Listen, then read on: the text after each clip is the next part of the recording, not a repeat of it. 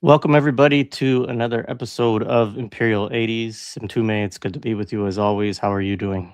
I'm okay. I'm okay. Good to be with you too, Jay. How you doing? As I mentioned before we started, I'm a little bit under the weather today, folks, and then we have a bunch of snow, which caused a 2-hour delay for my kids' schools, which is Uh, why we had to adjust the time frame to start. So, yeah, um, yeah, we'll make it through, but yeah. excited to be here for another edition of Imperial 80s and to talk about Mtume's favorite Christmas movie. Yes, growing up, it definitely was. It definitely was. Even probably even after like growing up, even to like maybe like my 20s, in my most cynical 20s, where like just like the kind of cynical, though this doesn't end very cynically, though maybe it does in another kind of way. Read would be preferred, but definitely watching it now. 'Cause I don't think I've actually watched it in a few years. I used to watch it, Mhm. even like going. It would just be like it'd be like, and I would watch it very like casually, like not very analytically, just kind of go off the like sense memory of like my enjoyment of it from my youth. But this is the first time I think I've watched it actually in like maybe 4 to 5 years. And like I'm watching it and I was like, oh, this is so interesting. Like I don't have ever really thought about the movie in any real kind of way until this watch. Yeah, that's really interesting. I mean, like what you talked about in terms of watching holiday movies from like a sense memory or just a nostalgia for, watching it with, whoever you watched it with when you were growing Mhm. up or whatever. Like, I think that's um and not thinking about them very deeply or analytically. For me, it's probably a couple of other Christmas movies. Like it's probably Mhm. Christmas Story, which we'll do next week, which will be fun. Lara Shihai is going to be here, and that'll be really great. Yeah, Um, I'm excited for that. and Christmas Vacation is one of mine too, which I try to subject my family to, which is like a good indication of how sort of like their reaction to that is a good indication of how bad or how violent that movie is in certain ways. Yes, real talk, Because they're yes. like, "Dad, there's no way I'm watching this crap with you." Like, Um, but, yeah, and it was interesting, like, both times I was kind of rewatching this, my youngest son, like, got into it, but I don't think he really I didn't get the sense that he was, like, you know, loved it, just that something about it captured his attention, and I think probably partly that he knew that, like, it's targeted to a little bit older. Not like older like our generation, but older in terms of, "Oh, I'm watching something that my parents don't usually show to me because, like, it's darker and more violent and the humor's different and all of that," and so he was, like, enthralled in the segments of it that he watched, even if he wasn't, as soon as it was over, he's like, "Dad, you just wasted an hour of my time," but he was, like, glued Yeah, to it. yeah, yeah. Yeah, and Sina Rahmani from the East is a podcast. Shout out to Sina. Texted me yesterday and had pictures of it. He was watching it, I think, with his mom, if I'm not mistaken. But Interesting. yeah, Like old yeah. pictures or like just recently? No, no. Now I don't know if he was doing Yeah. it prepare for the episode or just because he did say. Oh, So he texted interesting. something along the lines of like it's the best or whatever. So Yeah. um anyway, but yeah, I mean, this movie, I guess, for me, I know you have more to say about it Mhm. in your youth. I did see it, um, probably not in the 80s, but not too long after that, and maybe even in the 80s. Like, I remember so what I'll say is that, um, Christmas Carol, sorry, the Charles Dickens, story, which is made a ton of different times, Mhm. and I'll look up during this, like, some of the ones my father was, like, very that was always very respected in our house, like, and it kind of fits within, I would say, broadly speaking, kind of my family's sort of moral or ethical grounding, to a certain extent. And I mean, my father's more radical than that, but I think even like his father and other members of his family would have had that kind of like, well, you know, and we'll talk about the Christmas Carol throughout this because it shows up, and obviously this is an adaptation of it. It's probably the most, um, I don't know what you would say, um, loose adaptation of it, or like most creative, I guess you could say, adaptation of it that Well, I. it's also weirdly a meta film too, because like you actually are seeing a Christmas Carol Yeah, produced, so yeah, he's living through it. So it's like this kind of like meta, comedy as well. yeah, absolutely. So I remember when it was being made, my family having a lot of interest in it, both because they liked Bill Murray and thought he was funny. I think it's written by one of the SNL writers, two of them, yeah. Um, and they knew that it was like an attempt to make a 1980s version of A Christmas Carol, kind of told differently. Um, and I remember sitting at one point and watching it with my father, but I don't remember whether they liked it, and it wasn't a movie that we watched on a regular basis. Like, we would watch more of the traditional, like, more to you know, the Dickens, like, original, Christmas Carol versions, of which there are many. Probably the one I liked the most as a kid was the Disney the Disney version, um, but, with Scrooge McDuck, right, as Scrooge, right? And, I watched but that a lot. yeah, I would watch that, like, every year as a kid if it was Mhm. on, whatever, but, Mhm. and then, there were older ones, like, there's one from the '50s with, and I can't place the actor's name, but I'll look it up, um, that we would watch sometimes, and, it was just generally kind of like a thing in our house just to sort of, it was definitely a holiday staple in some form or another, but not necessarily, not this version. And so rewatching it this past week to get ready for this was the first time I obviously really tried to analyze it, but also the first time I'd seen it since probably like the early 90s, I Mm. would say, or maybe the mid 90s. Mhm. Yeah, I mean, so in my house, and I was just telling this to my partner, like in my house, like Christmas was a thing that we did. It definitely dwindled as I got older.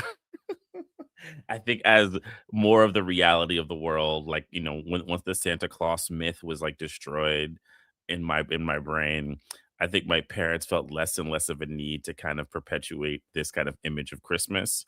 And I'm an only child. Both of my parents were never together. So like, I kind of went from one home to the other. I have like a very interesting family life in that kind of way. So the kind of creation of these like large familial rituals were always kind of like tenuous in my house. And I don't think my parents will ever admit it, but they both have a bit of a cynicism towards Christmas. And to a degree, they'll never say that word, but like I've I've been with them my whole life, so I can kind of say I have a good read. So my mother likes movies that have a kind of grumpy character. She's into like the kind of grumpy center person who can make like wisecracks, and so she when Scrooge came out, and I don't think she took me to see it in the theater, but I'm pretty sure like whenever it hit like cable the next year, I saw it like immediately once it became like VHS or cable available, whatever, maybe like the next Christmas or something like that. I was in it, and we would watch it. It would be on. Um, and my mother likes the kind of like there's like particular jokes in the film that I remember my mother loving, right? Just like cracking up, right?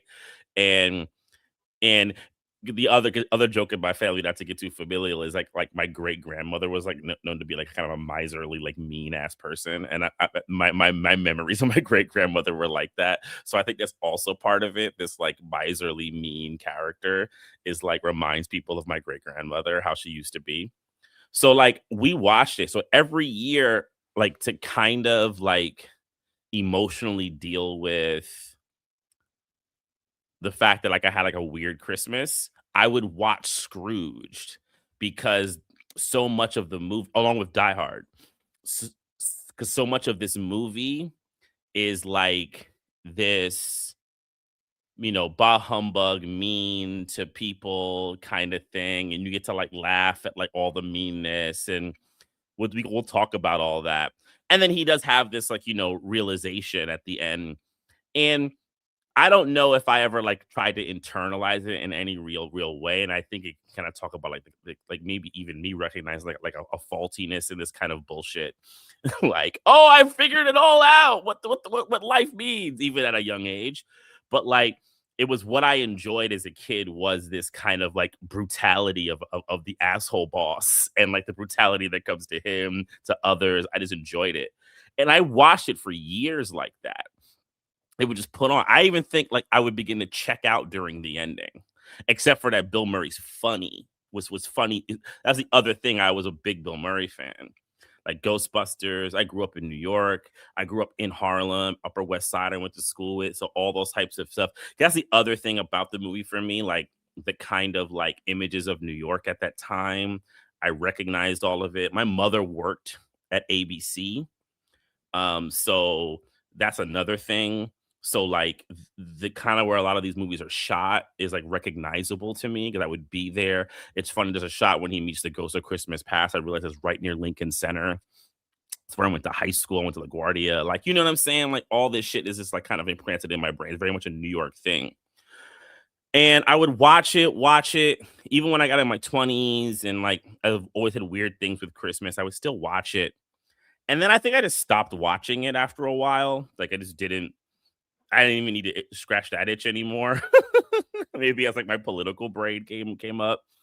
But like I said, when I would put it on, I would enjoy it. Though I do think, and I had this experience this time, and I think the last time I watched it, which I can't place when it was, but I know I did.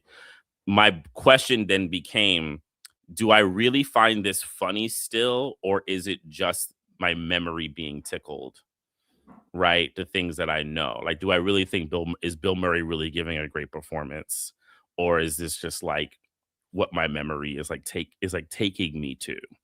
And then watching it this time, I began to think about a lot of the coding of the movie, and 88, what things were trying to kind of portray, so forth and so on. So like that's really my history. But I would say this Christmas Vacation as well is another one that we would watch. I mean, we'll talk about Christmas Story next week. That movie definitely didn't get any play with me. We didn't watch it at all. I knew it existed, but I didn't watch it at all. And but I can't think of enough. And that Christmas Carol though that you mentioned, I think from the 50s, my mother would watch that, right? And a little bit. Though I don't think she really enjoyed it. I think she wanted me to like see it. And then like I was like, I'm good. Then Scrooge came out. She was like, okay, cool. That's an alternative. We can watch that. Yeah, so there was a 1984 version with George C. Scott. So that was one that we definitely did watch. That was the actor I was trying to think of. But there's a 1951 with Alistair Sim that is considered like kind of the I think classic that's the version of it one. or whatever, which is Yeah. black and white. Yeah. Yeah. Um, some good stuff in the chat already. First of all, I forgot to say this up front. Like, share, subscribe, support the Patreon, Imperial 80s Patreon. We have a bunch of bonus stuff up there. And yeah, Muppets. So people brought up and this was the thing that Cena actually said to me. He's like, the second best version of Christmas Carol is the Muppets one. So that's up there too. Yeah. So I did do my Googles on this. So it's the Scrooge McDuck's name is definitely based on Ebenezer Scrooge, but the actual Disney Christmas Carol wasn't made until later. I don't have to check the year, but so the first one is called Christmas at Bear Mountain. So I think it was a, Mm, but people have to remember that a lot of the Disney stuff, as we did with the Donald Duck, How to Read Donald Duck thing, actually started out as comics, right? And so a lot of the cartoon stuff actually came a little bit later on. So, yeah. um, and then somebody said they've never seen this movie primarily due to being raised in the South and anti New York City bias. Well, it's interesting because it does have these little moments of kind of faux liberalism. Look at like the 60s and the 80s in New York. Like it's some of it is very, very, very, very, I don't know, serving to a kind of like mentality that they want to kind of think that they were like living in those times.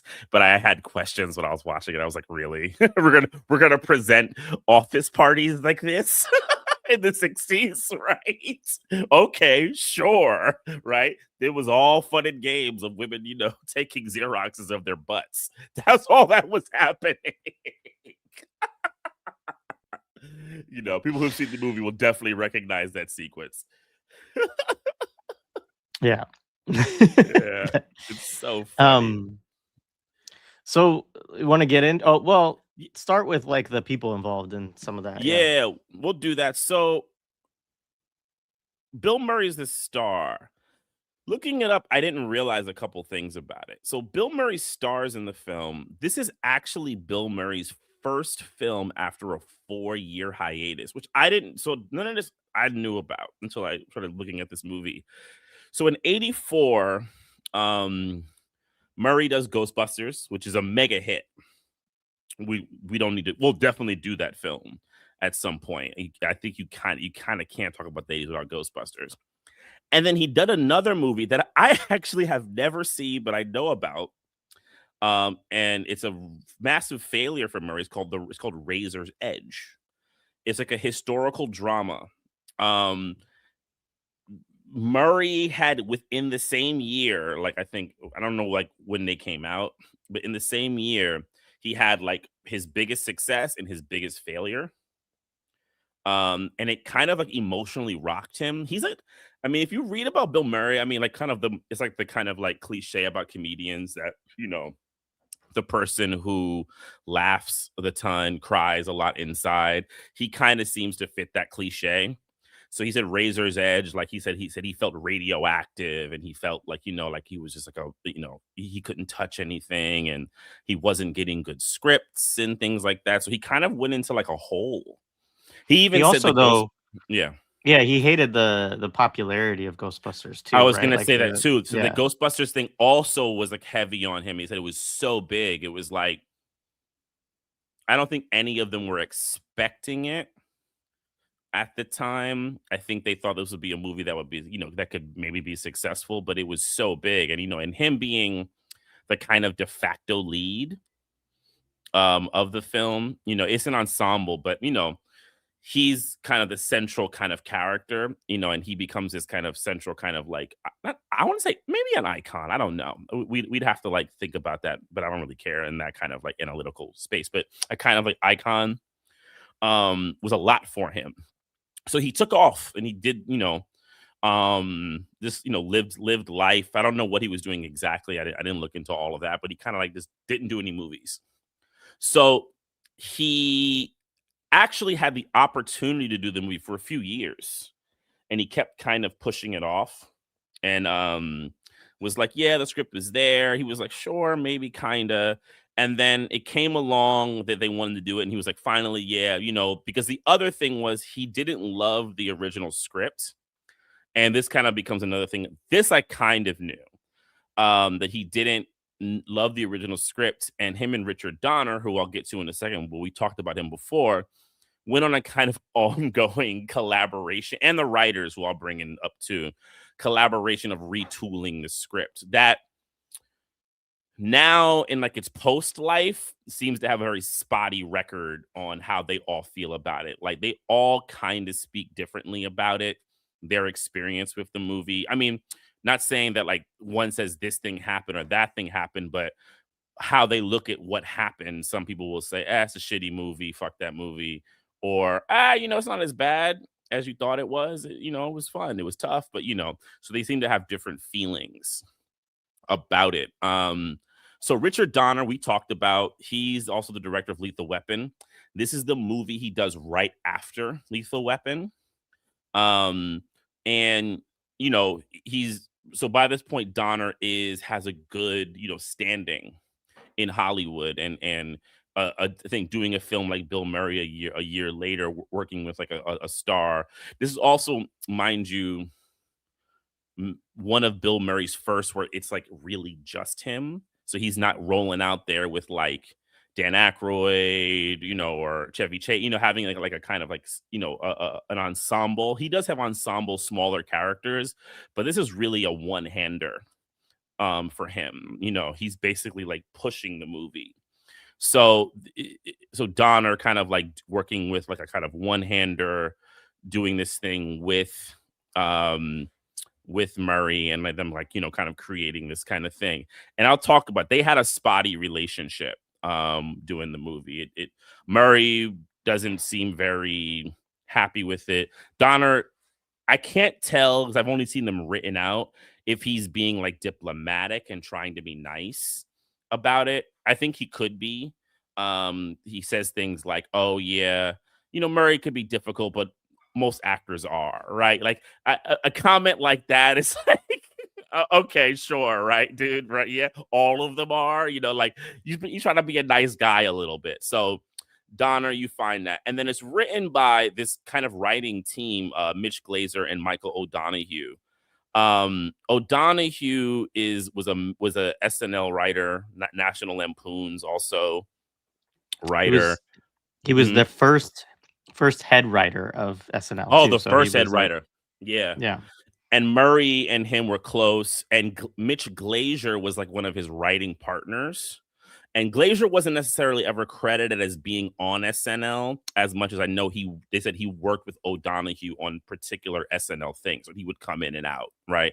And they were a writing team, and they were the ones who were kind of tasked to write this script. And like I said, the script went through like several changes, like the expansion of like Karen Allen's character, which we'll get to. Family stuff in the film. I think even the expansion of Alfred Woodard's character in particular directions, which we'll also definitely get to, were definitely pushed by Murray. And the big like disagreement thing is the ending. The ending is the thing that like none of them could seem to kind of come to a consensus, even up until shooting. Like the actual thing that we see was in some ways not what was planned. It's like a version of what was planned, and they all kind of like speak about it like, yeah, this is kind of what happened, and they kind of figure it out. I mean, it also speaks to, I think, a thing of like Hollywood productions of a certain budget in this era when they were just making movies. And it almost feels like sometimes when I read these accounts, it's just like people with like a bunch of money playing with it. And it's like it gets egregious. It's like this is a 32, I think, $1 million budget film at that time, which is like 60 something $million now. They're treating it like it's play money, and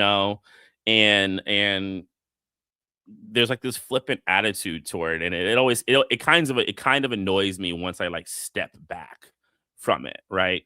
But yeah, like let's give a little bit like couple things on like the conflict. Yeah, Murray said that's a tough one. I still have trouble talking about Scrooge. He said it was this is a dusty, smelly, and smoky set. Said he felt alone. There was like apparently a lot of fake snow, because the other interesting thing, and this is the thing that annoys that I did not realize, the film is barely shot in New York. It's actually shot almost majority in LA. And when I read that a couple of the scenes I went, "Oh, yeah, that does look like LA." And even the car scenes, if you look at, The Ghost of Christmas Past, you can tell it's a fake screen when he's in the car of Lincoln Center. It's not, so they're using a studio lot set. The only time they shot, stuff in New York is, like, when Miles Davis, I think, is playing outside. A couple of the scenes when he walks into, which what I think was like the Seagram's building at the time. I forgot what it's called now. It might be I yeah, I can't quite tell. I'd have to go over there and know, but like you like that shot, but it's almost a total LA movie. So like they would have like fake snow, and he said it was like getting into his lungs. Um, he said, like, it just wasn't fun. And another one that we'll get to it is him and Carol Kane in their scenes, which I think is actually still probably one of the funny parts of the movie. She actually was hitting him a bunch of times. Like actually was like punching him and hitting him with the toaster. I think she actually really hit him in the face with the toaster, right? So there was like stuff like that, right? So he speaks about it as a kind of like annoying experience. And like I said, Donner said his biggest toughness, and this is something we could talk about, I don't know, even way more with Eddie Murphy, how different directors deal with it. I think Donner had a tough time with Murray's improvisation and how he would improvise. Because Murray, Eddie Murphy, there's not a lot, but he's one of these like lead actors that you have to kind of contend with his improvisational skills. And then like different directors deal with it differently. Some don't deal with it well at all. Some love it. Some have a knack for it. I don't think Donner dealt with it that well. I think he was a little, which is weird. Like, why even do the movie with him at that point? Like, he's fucking Bill Murray, dude. That's what the fuck he does. That's what he comes from. Like, he's gonna improvise. He's gonna add things. It's like, why have the guy, do these things? I don't know. Is there any other things that you want to add to it? Oh, the only other thing I'll say is Murray's interest, though, grandly, he said he liked the idea of a kind of reworking of Scrooge. He just thought it was like a good idea to do, like to take it and like put it in a modern context. So he was like really just kind of like really into that idea. And I think he's into the kind of like emotional redemption thing too. And we'll get to that when we get to the ending. Yeah.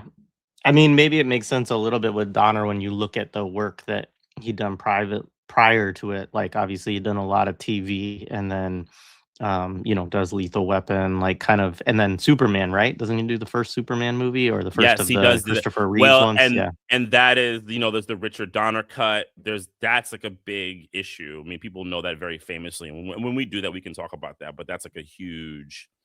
Or are we doing? I don't. Wait a minute. No, it's 78, the No, first one at least. 78. You're right. Yeah. But yeah, There's The whole Richard Donner Superman thing is a big deal. Yeah, so, um, other things, not really, as far as all that goes. I do know that, O'Donoghue was thought of as having kind of a particularly dark sense of humor in general. Like that was the reputation that he also had as a writer for SNL, right? That some of his sketches, and I didn't go in to dig out like a lot of what it was. And it's also not an era of SNL, even though it's kind of a classic era of SNL. Steve Martin, Bill Murray, all those guys, like and even a little bit, I think there's some overlap with Eddie Murphy, although I'm not positive on that. But I think a little bit.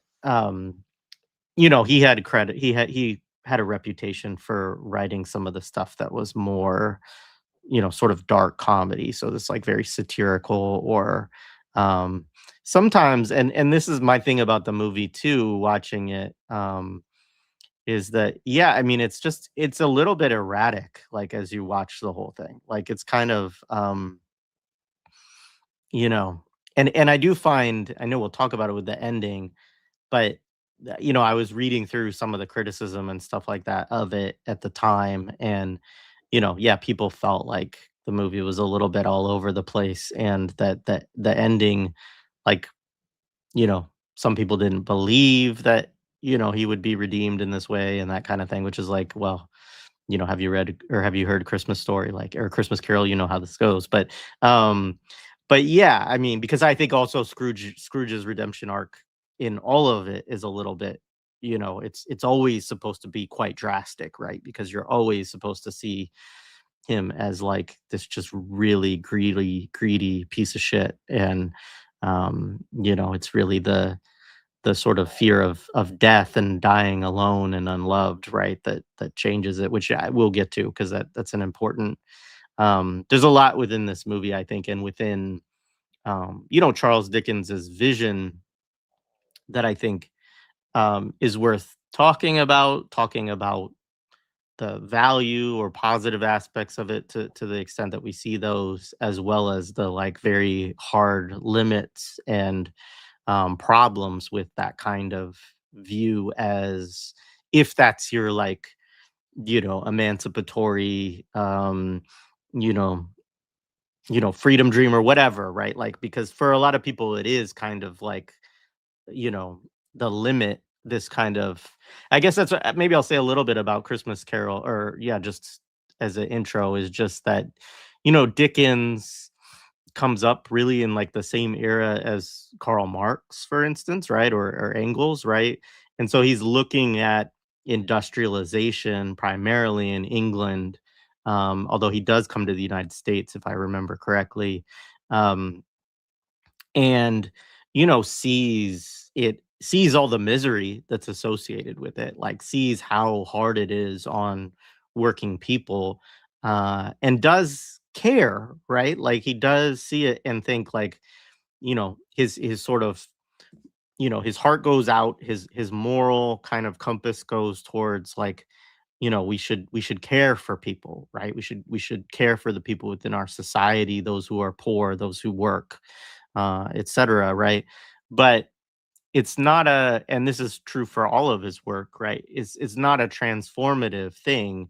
And I think one of the things that's interesting about this film, we'll get into it a little bit, is that this film is actually different in some key ways um from Dickens. So like part of it is that there's been a shift in capitalism, right? And so you go from individual kind of business or owner, and actually, I mean, you probably could argue Scrooge is like not even bourgeois, he's petty bourgeois, right? Because he's like a small business owner, he's like an accountant or something like that, right? um and um the there's just a shift, which we'll get into with once you get to monopoly capitalism, financialization, and Murray's character is really management.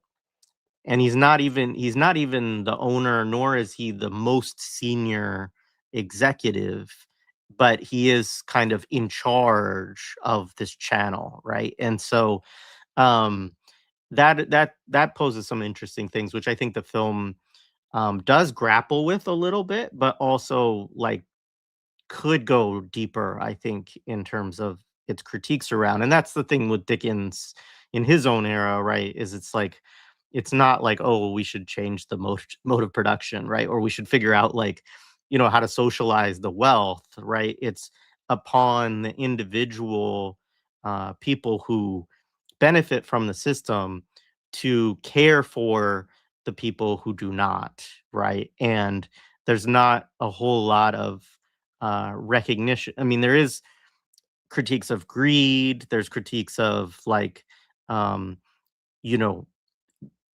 and I mean both in this version and in the original. There's critiques of being like a sort of unethical capitalist too, like of being, taking advantage of people intentionally. Um, but there's not much in terms of like, well, I mean, there is a recognition that the system incentivizes these things to a certain degree, especially in this film. Um, but on the flip side of that, it's not like, well, the system like functions off of the extraction of the surplus value and off of the exploitation of labor, right? And so as a result of that, there's really a vision that says like if you just operate in these ways as somebody who benefits from this system, like you can make a better world for everybody, you know, through that. And so I mean, we'll get into it more as we go into the film, but that's kind of just generally Christmas Carol kind of operates in this realm where you have Scrooge, you have Bob Cratchit, who's like his assistant, right? You have his old partners in the business. You have Cratchit's family, right? Which is where you get Tiny Tim, right? And so you see, and then you have the relationships that Scrooge has let go of over the years or abused over the years within his family or among you know, his love, right? And so that kind of structure sort of is held in both in kind of all versions of Christmas Carol, including this one. But yeah, so it's a morality tale, I guess, is what I would say about Christmas Carol more broadly. I think that's really informative because and I didn't think about this, but I was well, this angle to it. And we have to do this movie soon. I think Wall Street also just becomes super important in 86 and the Gordon Gecko kind of character because I do think corporate greed and kind of like corporate aggressive unethical and just pure like yes, I'll use that word totalitarian like dominating energy becomes the kind of axis of like the criticism of like of Americanism. Because the other reason why I say Americanism and not capitalism, because the other thing they're really big on doing, and I had thought about this again, because I've been having this question is when did I first hear the word capitalism like uttered to me?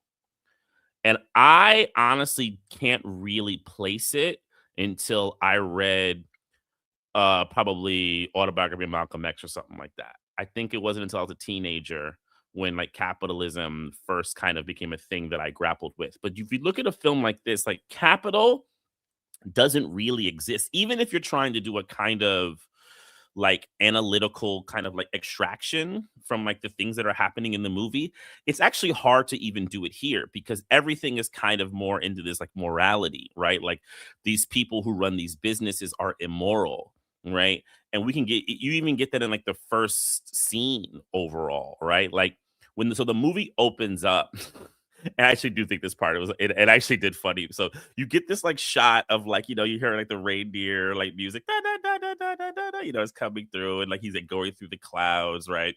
And then like you get to like this like Santa village and you see like the elves and all of that, right? And they're doing it, you see they're doing the stuff like, okay, what the fuck is this movie, what's happening here, right? And then suddenly you see like a missile coming like incoming, right? And there's like these like people attacking Santa's office with guns. So then you see like Mrs. Claus like get the gun, she's like they go running, like they grab like submachine guns, right? And they're like ready to go to war, and you're like, what the hell is this, right? Right, and they're like about to do it, and the dude comes through with the winter coats, and it's fucking Lee Majors, and they call it's Lee Majors, right? And like he's coming there to defend Santa, and then they have the joke about you've been a good boy, Lee, and the whole thing. But like, since Santa's not gonna go down, like Santa has like a fucking like gat. And then they go to the TV kind of image, he's like, let's do it. He's like shooting the people, and the movie's like it's like a TV movie called The Night the Reindeer Died, right? Like some totally weird shit.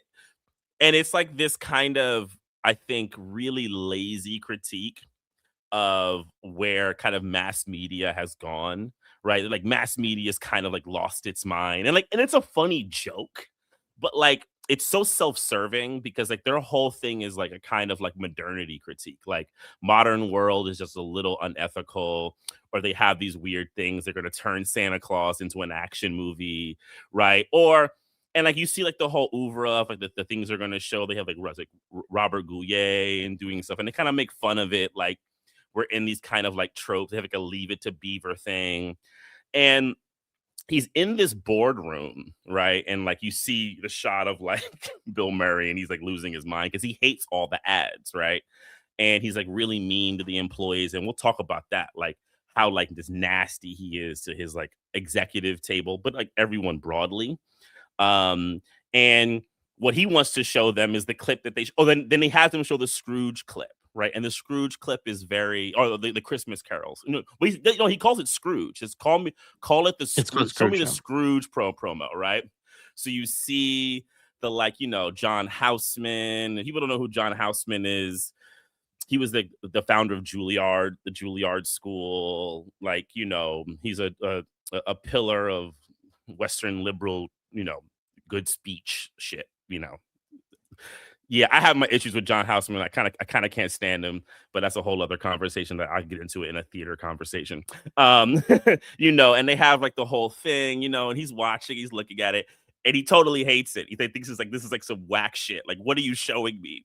Right. So what he shows them is like the ad they should have showed. And the ad is like this, like, with an acid rain, right? Drive-by shootings, it has nothing to do with Scrooge at all or Christmas Carol at all, but it's like, he's become so cynical and like tyrannical that like he even wants to imbue like a kind of fear of existence.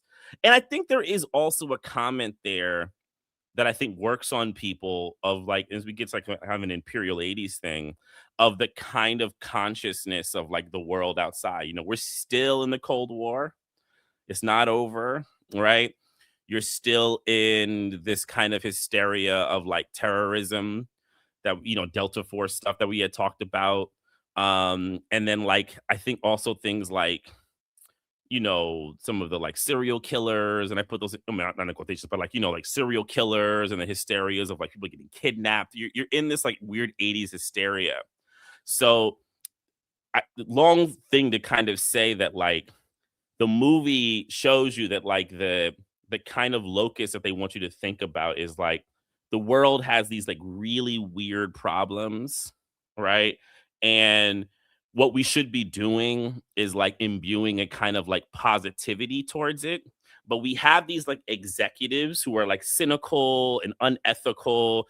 And then you'll realize it's because they're fucked up because from their bad childhood, which I also just getting really tired of that narrative. And I think there's a way that even plays to like the recent like Puffy shit. Like that's like becoming like one of the interesting little like conversations around like the whole Puff Daddy doc, which I will not be watching, but we can get into that another time. But like they're poisoned because of their lives, and they need to be saved. And I think what you said is really interesting about the Dickens thing about like Scrooge is that the whole kind of focus on who is going to be the one to kind of better the world is still the privileged, right? And I say privilege, how I feel Dickens and these people would look at it. Like you're a privileged person, you are the ones who are going to make the world better. And if you don't, the world will be bad. Yeah. Yeah, I mean that's the thing is it's a view it's this is really based in different Christian kind of ethical even when people talk about like Christian socialism um it is based on this idea, right, that if basically God has given you um you know wealth and rewarded you, that you have a responsibility to your fellow man kind of thing. Like it's like an extension. Like God's been generous to you and you need to be generous to other people. And particularly like so one of the things that I think is interesting about this when we think about it is just that before you get to monopoly capitalism, before capitalism is like super financialized, when you're in the realm where you have business owners, right? And even if they're like, um, I mean, even in an era like I know monopolies, like you can have a monopoly that's owned by one person or one family, right? But really the shift that I'm talking about has to do with once you shift to a financialized Yeah. capitalism where there are shareholders, right? Hmm. And you move away from so the shifts that are important here in thinking about this, right, are if you're the individual business owner, or even if you're like the robber baron business owner, right? Um, you usually have to have some kind of contact with your employees, with the families, with the community, right? So, like a good example of this to talk about is like something like Hershey, Pennsylvania, right? Where, um, if you go there, there is all of this like, I mean, there's Hershey Park, but there's also museums.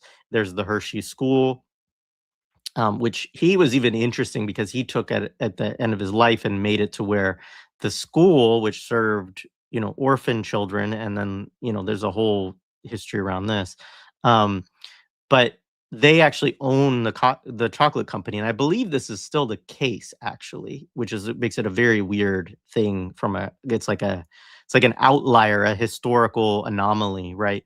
But like even in this example, of course, like, there's an illusion that, oh, like, the actual chocolate comes from Africa, and it's picked in a very labor-intensive, difficult process, but there's no, like, there's all of this stuff done. Like, Hershey Park originally was, like, to build amusements for the workers in the factories in Hershey, right?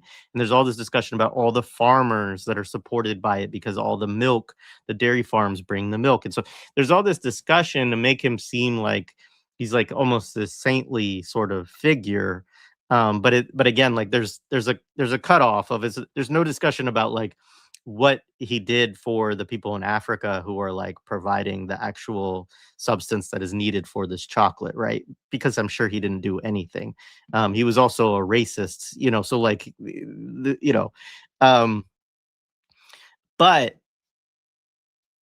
I say that to say it is an example too. And like, I have one of these where I grew up where there was this guy who owned a supermarket, right, in our town. Um, who and I met him, like, many times. My father taught, like, his kids and grandkids, I think, right? And he was well known, and he was beloved in a lot of ways, right? Like, he actually was this person who, like, made millions of dollars off of this grocery store that he operated, right? And gave to a lot of charities and always did that, and actually lived a pretty, like, humble life, like, didn't have a nice house, didn't have, like, fancy cars, etcetera, right? So like he kind of took this to, the T, right? Of like, okay, and so all I'm saying is that under that kind of individual business owner capitalism, you could have that, right? Because those people did have to interact with the people for the most part that were working for them. And so their morality actually did make a difference to some degree in terms of the quality of the lives of the people who worked for them and around them, right? And if they had a relationship to them and cared about them, that actually made a little bit of a difference, which is what like Dickens' piece is really in that era. Is different when you get to financialized capitalism, right? You could also have the really shitty business owners back then too, by the way, which is part of what he's critiquing with like Scrooge, right? But then you have shareholders, right, that want profit and don't care at all, right? And even if they do, like they're still driven by, I have my money invested in this thing. I want my money to increase, right? And so Murray's character in this actually is in that position where he's supposed to maximize profit. Like that is his job, right? And so anyway, just like I No, think it's that's good to lay out. yeah, 100%. Because then it makes his decisions like weird in ways because when they talk about the earlier Scrooge ad, they say it's been testing well, right? And it's where you get into like Bobcat Goldthwait's character who becomes a kind of significant revolting worker character, which is I mean, definitely insufficient as a kind of embodiment of like the worker going back at the bosses. We'll talk about that as the movie goes on. But he tells him, yeah, well, the spot is testing well, right? Which that would lead you to believe that, like, that the business wise is doing well.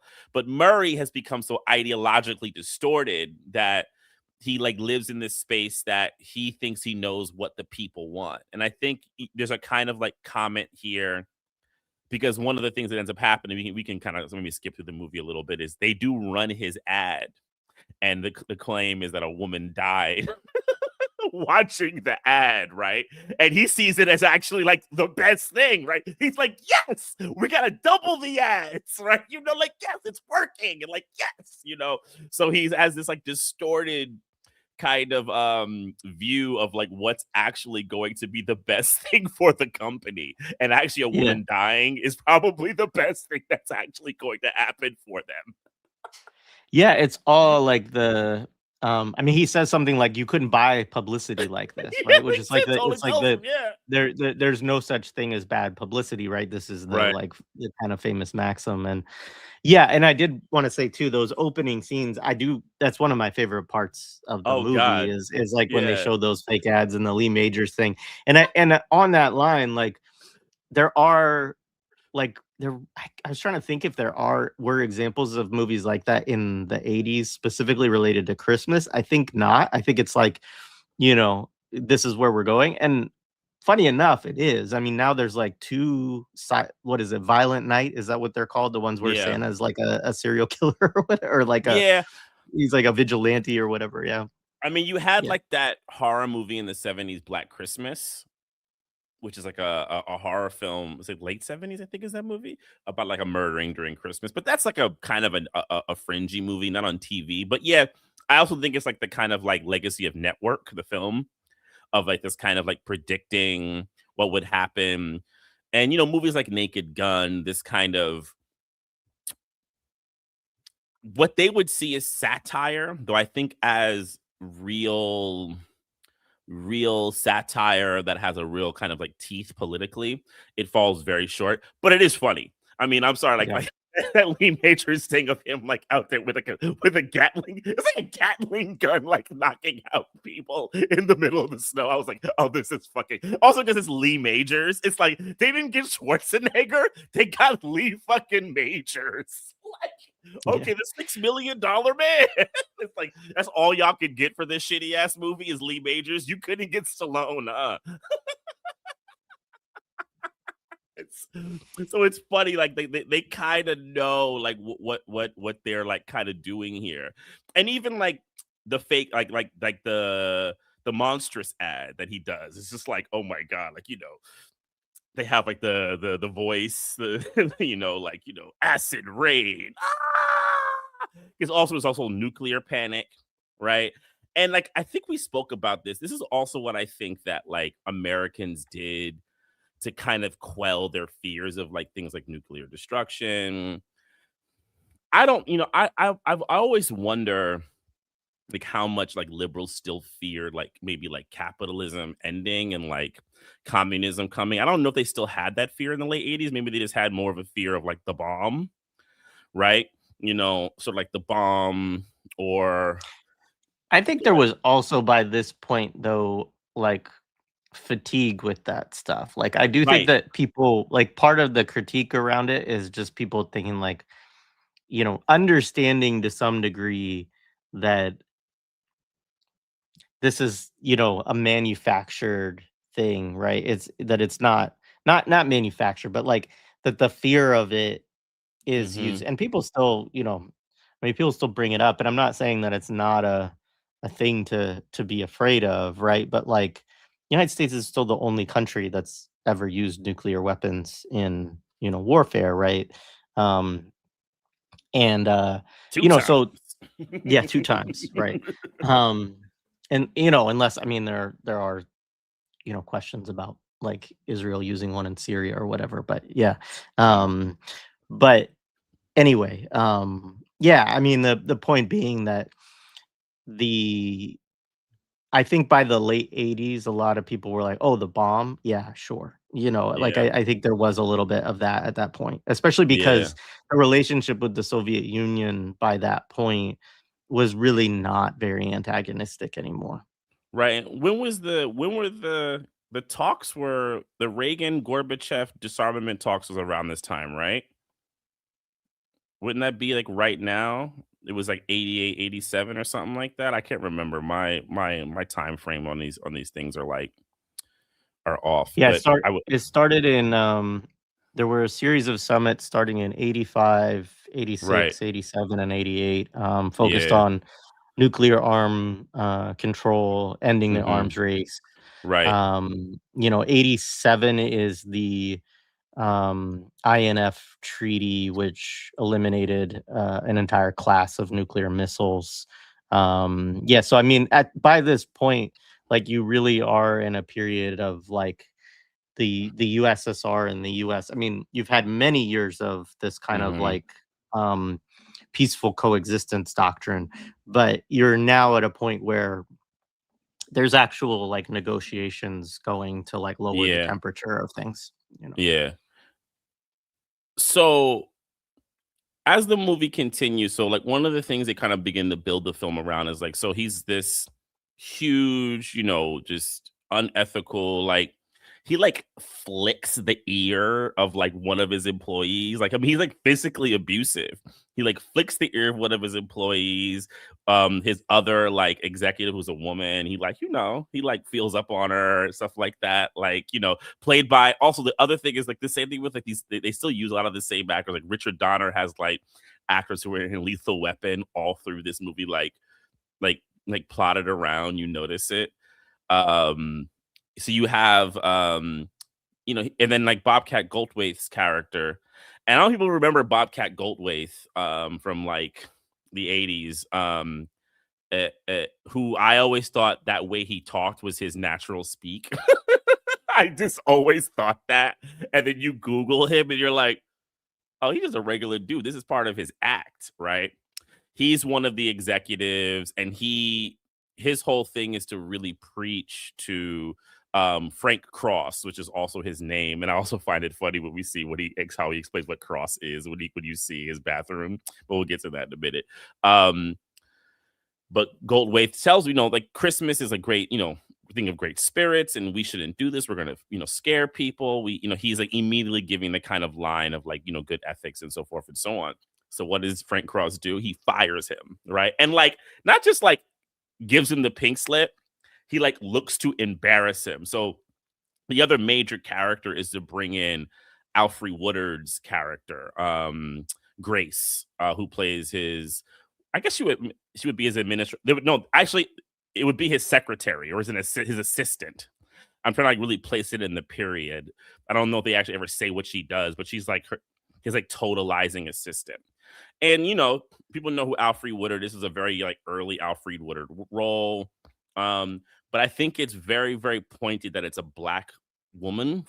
And I think we'll talk about that. Like, I think we will talk about that because then she becomes the holding for who is the Christmas character? Was it Cratchit, right? Mm-hmm. Right.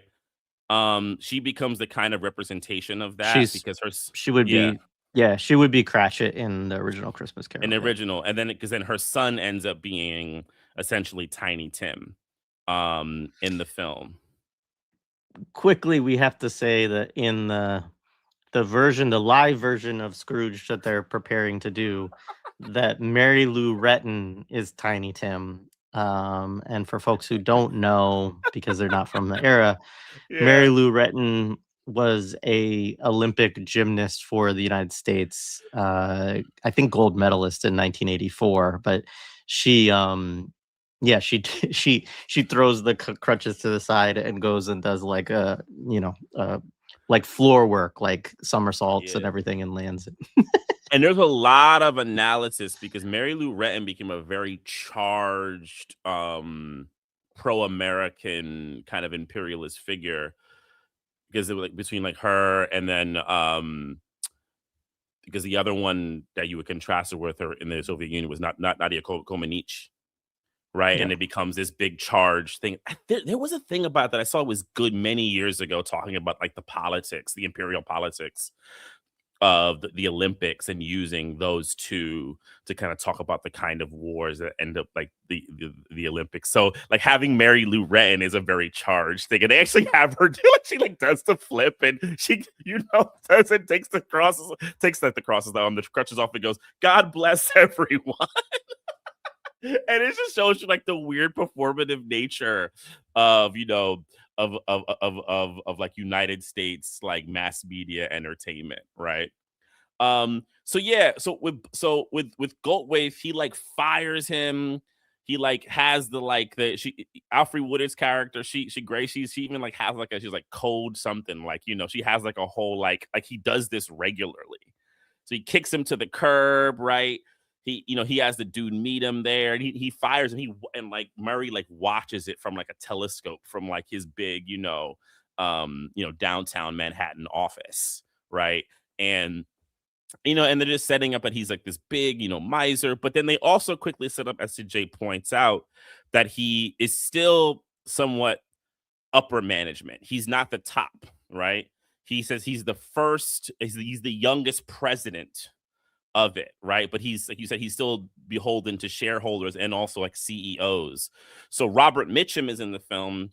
Very, very, very, very famous actor. This is like some of like Robert Mitchum's like late roles that he was doing. He plays essentially like his like direct line boss that he would have to kind of like answer to, and essentially please to pretty much keep his job.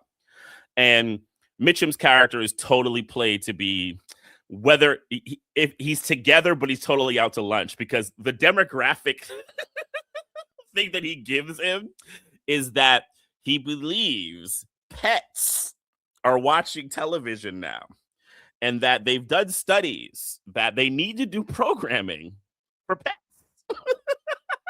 Right. And it, but like I always find these, like, while I laugh at that, it's like, yeah, these upper CEOs are probably fucking idiots. It does this like double thing that even though Murray is unethical, it still makes him smarter than them. And it always does this like thing. It's like it's the only thing that Cross needs to be is better ethically. That like also not that also he's a fucking idiot, right? Or he just has ideology that's based on really terrible things. So having better ethics wouldn't necessarily change his ideology in totality, right?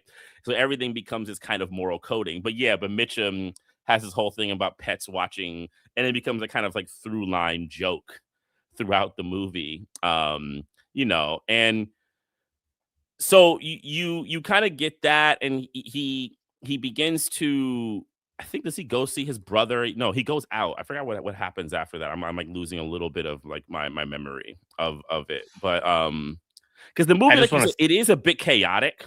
Like you said, it's a bit chaotic. So the way it kind of zips around is a little weird, but it kind of finds itself like once the kind of structure happens, but like to kind of set up to the structure is a little odd. But go ahead.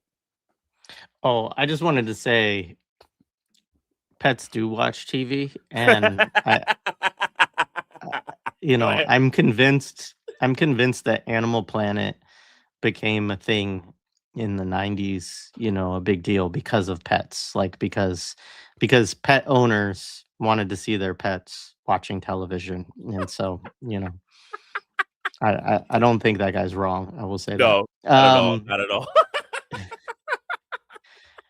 all. Let's see if there's anything else. That's funny. So yeah, he gets. So the first thing is really the hauntings. After that, there is like a little bit of Yeah. stuff there, but Yeah, um they set up, I mean, one thing we could set up also is, so he has a brother in the film, which is mhm. actually Bill Murray's brother. Mm. Yeah, both of his brothers are in the film. Um, his or two of his brothers. I don't know if he might have more, but two of his brothers are in the film. One has a very like small character that you wouldn't even really even notice, but his brother is played by his actual brother in the film, and they set up that, because of the other character we got to bring in too. They set up that his brother is there. and we can kind of get into their scene. Another guy they set up in there is the Bryce Cummings character, which I think is like an interesting thing. Only in that, like, honestly, it's like it's a typical New York, LA bullshit. It's like, so he's basically this like kind of like privileged kid executive who, like, he says, so he basically, he sees him in the elevator, right? And he's like, "Hey, Frank," and like Bill Murray is like, "Who the fuck is this dude?" Right? And he's telling him like, "Yeah, I used to hang out with Preston, and that's the guy that Robert Mitchum plays, when at the golf at the club and all that type of stuff." Like, totally insinuating that he's basically like a country club kid who's basically like living off of his father's dime, right? And he gets set up in the movie as a kind of rival. But what, like, it also does is it sets up, because you begin to discover, and it's something that I find dubious about the movie, is they also want to make that Cross, Bill Murray's character, is kind of like self-made, that he comes from like working class stock and he's been able to kind of work himself up. But the working himself up is what's corrupted him, right? And that's a very consistent thing in the 80s as well, but that's even before the 80s. That's a very kind of American movie idea that I just don't know how much lives in actual history, in terms of like people who come from these like working class, homes, are able to work themselves into like president of. I'm sure it's happened, but they want to make this as some kind of like story, right? But then, like, because they've had to mix it, they've they've gotten a little fucked up. But I watched and I was like, they really want to do this like working class guy and made it to the top but got fucked up thing, and then use this other guy who's like the country club kid, right? And because by the end of the movie, the country club kid is the dude you don't root for at all, even in the middle of the movie, even while you think Murray's an asshole, right? Like, as much as Murray's an asshole, fuck the country club dude. But it's also like this like New York, LA. It's like, what does Cross call him when he goes to Alfred Woodard? He's like, "I want you to look up this dude." He said, "Who?" He's an LA slimeball, right? And like LA as this place of, brainless, non-hardworking, totally just cosmopolitan bullshitters. Yeah, no, it definitely has that. And so then, like, the first of the hauntings, you get Lou Hayward, who is, and this is like, so this would be Jacob Marley within the classic Right. Scrooge thing. So in Christmas Carol, Jacob Marley is the business partner of Scrooge, who has passed away, and is not, you know, it's sort of like the guy who's like gone to hell and like, hey, it's bad out here. You might want to change your ways, right? Kind of thing. Um, and so he's played by John Forsythe. Um, yeah, and like, I mean, the way he's like a decaying corpse, right? In a lot of the old like Christmas Carol, he would be like in chains and kind of Yeah. stuff like that. But yeah, But he's in his golf outfit, like he died yeah, he died of a heart attack on the golf course, right? And he goes right for the drink. So they're playing like all the tropes, right? Like the mouse comes out his head, and like the golf ball comes out the back, right? It is very nasty, right? But yeah, right. It's the in death I realized I was bad. Don't have to die to realize you were bad, right? And it's weird because I feel like when I was a kid, there was a way that argument was compelling, you know? I I mean, I mean, this is the thing about this stuff. Like, I think in some ways it's better to have that than to have nothing, right? Because it like that, and it's why I have like conflicted views around like Dickens and these kind of stuff, because it's like often it's the only critique that we get, right? It's the only one that's like really permissible in a lot of ways within our system. And so while I while we can critique all of the limits of it, when you're growing up, I think if like imagine a society where you didn't have any of that at all, like that would be, I don't know. I think it's like it's not anti-capitalist, Yeah. but I think if you have a kind of moral grounding. It can help you get to and a Yeah. different, level of analysis eventually, sort of thing. Yeah, I think my only thing with it is like I think it presupposes a couple of things. I think it presupposes that certain people like have a certain kind of moral code in their own home. Because then like I feel like it has to be attached to like a thing about the afterlife. So if you specifically believe in afterlife and you have honestly the kind of fear of hell, right? I don't think that can work on you. Um, and then I think the other thing that I think is um kind of dangerous about it is for people who do have hard lives. I actually think that it actually can make them a much more angry towards everything else because then the fundamental question then becomes, well, no one's being good to me. And then they look at everything in their own life. All these motherfuckers got massive amounts of money, and I got shit, but yet you want me be good. And I've actually literally just had this conversation with people. So it's like I agree with you. I do think it's something that like I would never say get rid of it, but like there's like even when people are young, there's like these like limits to it that I think also could like have like an adverse effect. Because I think it had an adverse effect on me by the time I became a teenager. When like I had some things that happened in like my familial life. Um, and also when it could tell me, well, be a good person. And I had a really like dodgy relationship with church, and they didn't want to answer those questions. So then I began to be like, and I remember, and then especially when I when I started listening to rap music, and I get something like Mob Deep's "Hell on Earth" in my house, I'm like, "Hell on Earth." That's what it is. Or what's the Raekwon line? Heaven or hell? You don't believe in heaven because we're living in hell. It's like that's what it is. Ah, got you. So it becomes this like fucked up thing, and like that's where movies like this, like I think, begin to screw with me. Right? Like I couldn't. It just becomes so confusing. But I do agree. Like there is an ethical core. They just don't have the like the grander analysis. I'm not against the ethics as much as I'm against the container that the ethics comes in.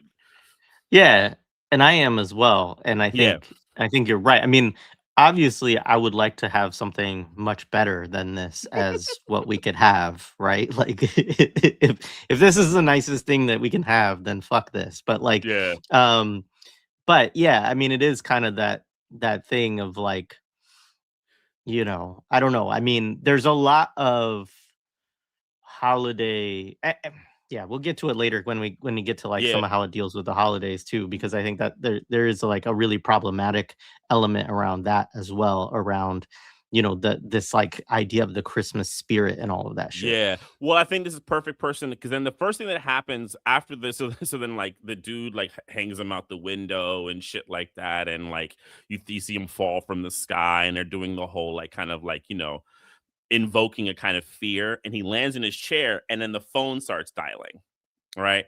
And it's an answering machine to a woman's voice, and it's you later find out that it's his ex-girlfriend Claire, right?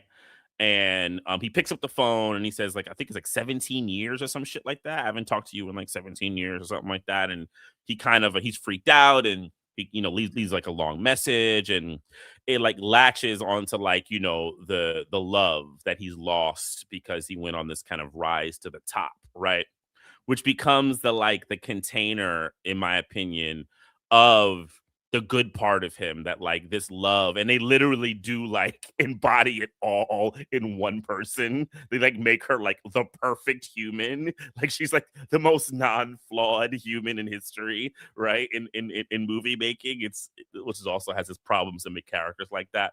But she becomes the kind of like center for that. I don't does Christmas Carol have a character like that for Scrooge? Does he have like a Yeah, love or something like that? He does, right? there is. Yeah, it is the same.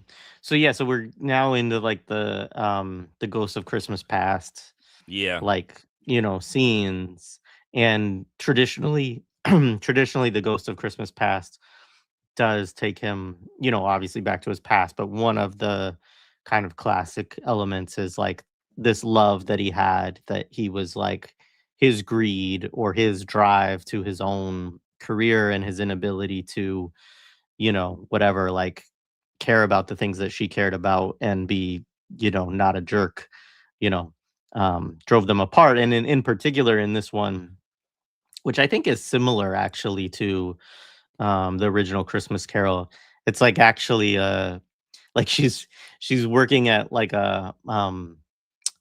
she's overseeing volunteers, I think at like a soup kitchen or like it's like a homeless, you know what Oh, it and is in exactly? this one, yeah, it's called Yeah, Operation Outreach or Reach Out or something like that. And it's like, yeah, yeah, it's like a the car says she's the director there. Like, so she basically runs it. But it's like a yeah. volunteer organization for homeless people, which they or houseless people. That's like which they make very, very big in this movie. Like the houseless. Mhm. And one of the last like images really pisses me off in the scene how they use that. It's like really makes me angry how they utilize them in the film. I mean, throughout it, it's disrespectful, but like one of the final images of the film is really fucked up. But so yeah, she runs that. So Claire is that. You don't know that immediately because then what they do is they go to the Ghost of Christmas Past, um, and then It goes to does he his see family her? first. Right. So he goes to his family first. So the Ghost of Christmas Past in this is played by this I forget, he's a musician and I think he was a friend of Bill Murray. What is his name? I have it here, Um hang on. It's, David Johansen, yeah, is the name of the actor.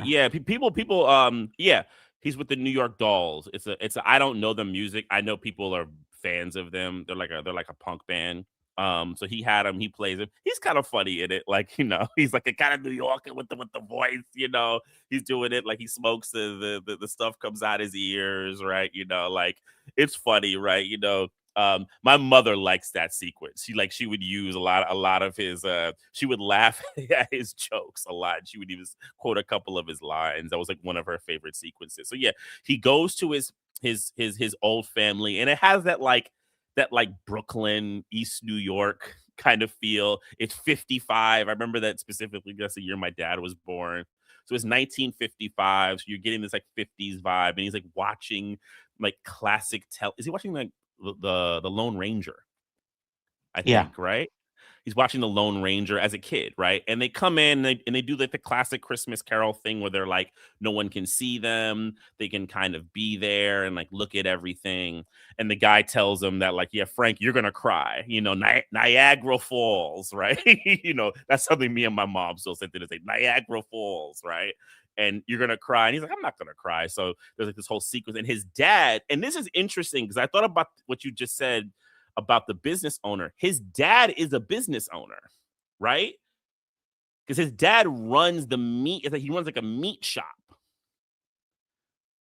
right? And he complains about his employees. And I noticed yeah. that this time. He was like, I got all these people. My back ache, my back hurts. My neck aches. He says a joke. I'm only 4, right? Like he makes a joke because the wife says, "Well, he's only 4 years old. Leave him alone." Him being ungrateful because he doesn't give him a gift. He gives him a pack of meat. The thing that always kind of annoys me about that type of shit is they really love to focus on working people being completely this mean, right? And granted, this guy also is like a business owner. I don't think they're doing like a kind of they're not doing any kind of like Marxist critique in any kind of way of like, but they're seeing them as workers, but they have this idea of like hard workers just being these kind of hardened, like, unagreeable people. And I'm not saying that look, that shit doesn't, happen to people who have to work under horrible fucking conditions, so forth and so on. But it shows you the kind of like limited like class scope of this kind of movie. They want to portray that those working people just become a kind of like terrible vibe. Yeah. Yeah, and it also, I mean, like, his father gives him, like, 5 pounds of veal instead Yeah, of exactly. He gives him a a package of train meat. that he Yeah, wants, yeah. I wanted you a choo know? choo train.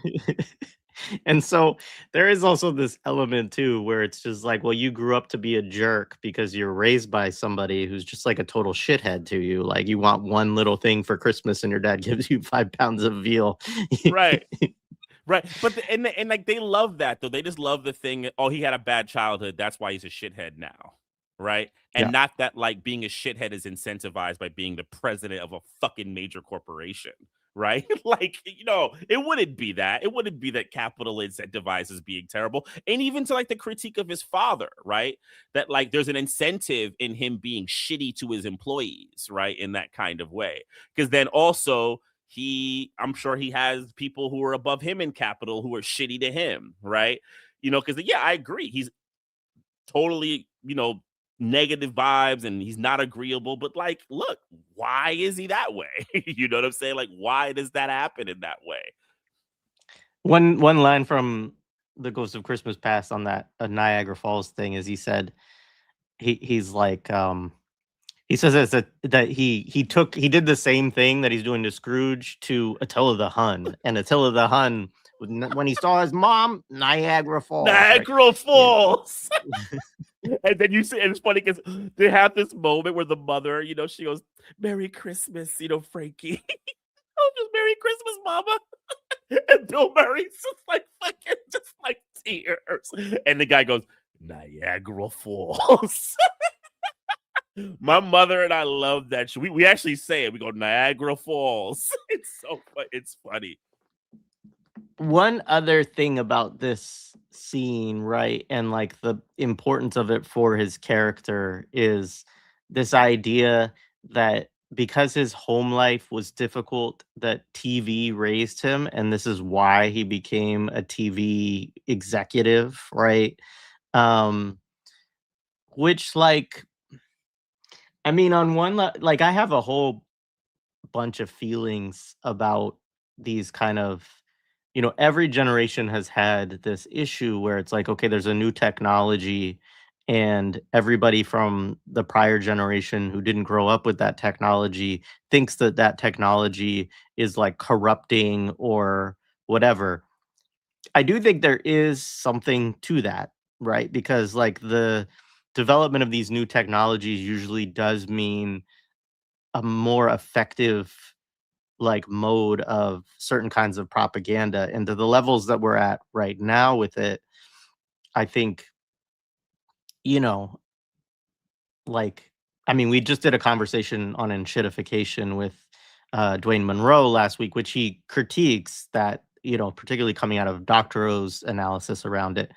But there is something to and he would agree, like this fact that this stuff is just getting worse, right? And it's like my youngest likes to watch YouTube a lot, and like obviously here we are on YouTube. So like, but like there's a lot of just junk too, right? And so you're like, what does it mean for kids to just sit and just watch junk for like hours on end if nobody is correcting that? But it is also like this discussion around, sort of like there's parenting, there's class dynamics, there's like a lot that this obscures, and so it just is simple within the film. It's just like, oh, like because he grew up and TV raised him, he became a TV executive. But yeah, there is that narrative there as well. Yeah, and like they try to like he doesn't have memories of his own. And he's like, yeah, I did things, like I hit a baseball and won the big games. And no, that's the courtship of Eddie's father. He's like, I was running down a field and I saw a girl. He says, you're pathetic. That was Little House on the Prairie. Like, and it's funny because like it's like a a cool joke, but you're right. People like to equate these things with like the determinancy of why people are the way they are. And I think we see versions of this. Like I have friends that it's really my friends who really don't want to deal with like the ideas of like class struggle, accumulation of capital as like imperialism as like primary contradictions to existence. They just don't want to accept that. They always go back to that enshittification argument on various levels. I think it's more satisfying emotionally, you know. Um, and it because you don't have to accept that capitalism is a totalizing system. You could just say, "Oh, I just won't watch TV for a while." And look, I'm not saying, look, you got to take a break from TV and shit. Please do. Like, I actually have not watched like a TV series in a long ass time. So like part of it is my own, shit. And I get that. But like on the flip side, like we all know, there are larger things. And like, but I think this thing satisfies that. So then like the next thing he does is they see him go to his, and this scene is messed with me. So they go to like 13, I think like 13 years later, like the late 60s, and he's in an office party, right? And you see his boss, right? And you see this like 60s office party, and they got like the kind of like the sport coats. Every woman in there is like nestled up with a drink with some like executive worker. And there's this one woman who basically has Xerox pictures of her butt. And she's passing them around, right? And I'm watching this shit and I'm like, are they really trying to pass off the 60s? Like everyone was just loose and like, and all the women were just agreeable with all this touching in the office. Are you really trying to pass this shit off? Like it's such a shitty way to kind of like, because if you anyone knew anything, especially all of them who made this movie, they know that shit was not real. That's not the reality. I'm not saying there wasn't like some like fun free love shit happening, but come on, we all know majority of those women were harassed by executives and men who worked in those businesses. Let's stop the bullshit. Like, oh, she just gave me a Xerox of her butt. Yeah, that's what she did, right? Like it's so funny. It's like liberals want to have these like glories day, these like good old days. Even like the kind of, I don't want to say left, like I don't know what you would call it, like a kind of like fun loving liberal, like because they weren't hippies, though they have like Karen Allen like smoking a joint in it, but like whatever is like, I don't know, right of the kind of like liberal, non hippie, of that period. Yeah. I mean, I think the thing about hippies, like, is that they weren't all liberal. Like, that's, Right. like, That's a good point. I mean, like, it's just sort of like within the 60s, you had the political movements, but you also had these kind of cultural movements that, would be more broad than that. And I think it's part of one of the difficulties. I think about this a lot because it's, my parents' generation, and my parents like have a pretty solid political grounding, but a lot of the people that they were in the 60s with, right? They like we can't even talk to them really any like politically we can't talk to them anymore because they're so like either they're just really shit liberals at this point, which is like most of them, or they're like more conservative than that at this point. But it's weird because they all can like think back on the 60s like fondly in certain ways, and even in like maybe they even thought they were living in a revolution or something like that. But a lot of that revolution thing was about like attitudes or like sexuality or a lot of these other things that I'm not saying that they're not political, they are, but if that becomes if it's all about it's sort of like when people talk about things being like all about vibes, like to some of those folks it just is, and the nostalgia is for like the vibes and the memories of being young and doing these things. It's not for like the specific politics that they were thinking about at the time. That's a really good point because you're jogging a memory that I had years ago. I was in San Francisco and I was in the Haight, right? And a homie of mine who's lived there, and he's someone I know who has like some of the most solid like socialist politics I've ever had. And he was born and raised there. Really great guy. And like I was there and I got really like I was like, yo, so they like totally have made this place into a kind of like high class place. And I was like, And I was like, what happened? And he was telling me that people who were like in the movement still live there and they're different, you know.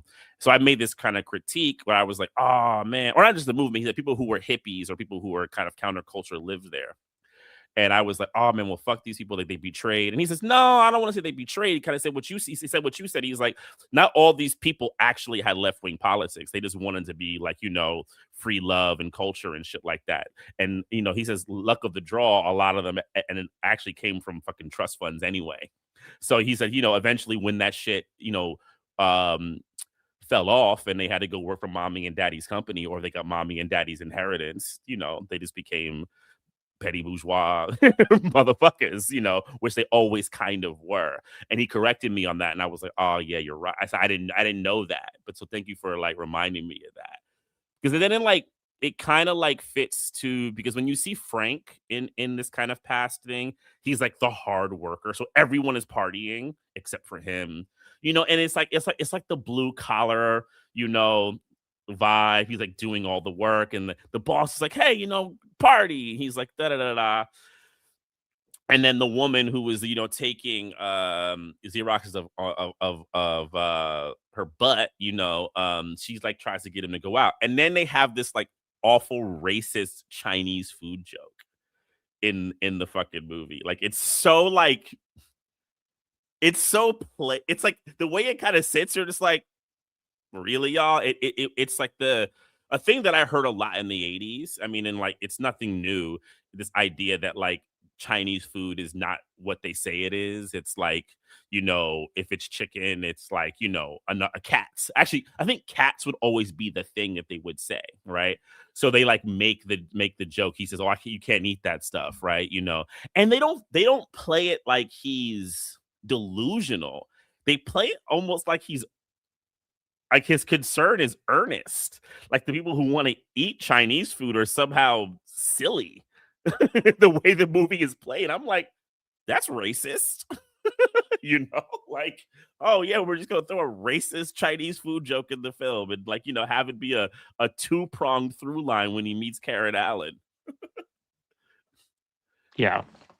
No, it's gross. I bet. Yeah, and it was. I mean, I feel like we'll probably stumble across more versions of this joke throughout the Imperial 80s at some Yeah, point. yeah, it was so rampant, right? So then this is where he then meets Karen Allen. Like she basically bumps him with the door, right? It's like one of these, like, you know, it's such a New York trope, the like the on the street, you know, love meeting. It's like it's another thing about like New York cosmopolitanism. To our early or comment about New York hate, I'm glad this is where your anti-New York bias is totally like earned, because like they love this like cheesy ass shit about New York. If you just walk down the street, you might meet your love, you know.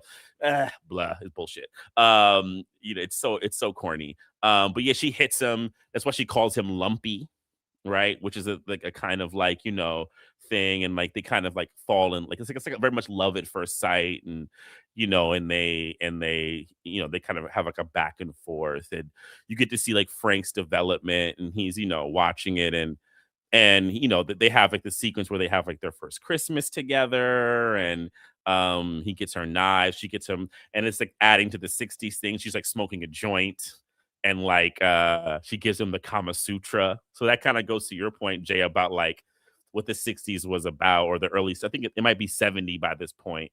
What that period was about this kind of like open cultural expression, right? And the 80s probably gets a bit more, you know, tightwad again, right? Going back to the 50s or something like that, almost maybe. Um, and and then it eventually leads to basically the moment that they kind of break up, right? So they do it in these kind of like break parts where he is like, and this is the other thing that I was like, it's just weird because like I just don't know stories in Hollywood like this. So they have him like he's like basically like running like a kid show called Frisbee the Dog. And he's, I guess, a performer, maybe a producer of the show also in it. It's not really clear.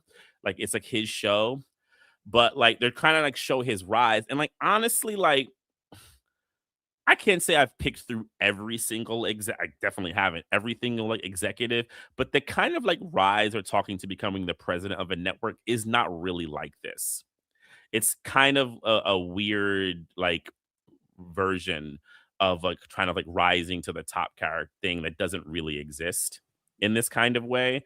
Um I'm not sure why they do it that way. I know what it serves. It serves the kind of like working person's mentality because the whole thing is like the executive wants to basically go out and him to bring his girlfriend. The executive is clearly going to cheat on his wife. He's like, yeah, bring my wife and you. She's like, well, your wife's in Palm Springs. He was like, well, then just me and you with the like administrative assistant woman. And when Karen Allen comes, she's like, all right, we ready to go? He's like, we're gonna go with the boss, and it's like the executive. And she's like, no, we're going out with our friends. And he's like, fuck that, right? Like I gotta like, he gives her like this speech about she needs to like think about him and his career, and she's like, well, what about our friends? So you see their like split, right?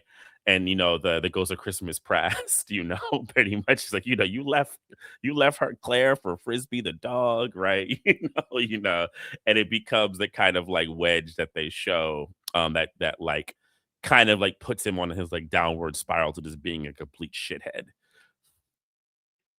Yeah, the only person, as you were talking about that rise, I think about Samantha Youssef talking about John Lasseter, who becomes the president of Pixar. Um, and yeah, he has that kind of weird He has rise that kind because of he's just rise.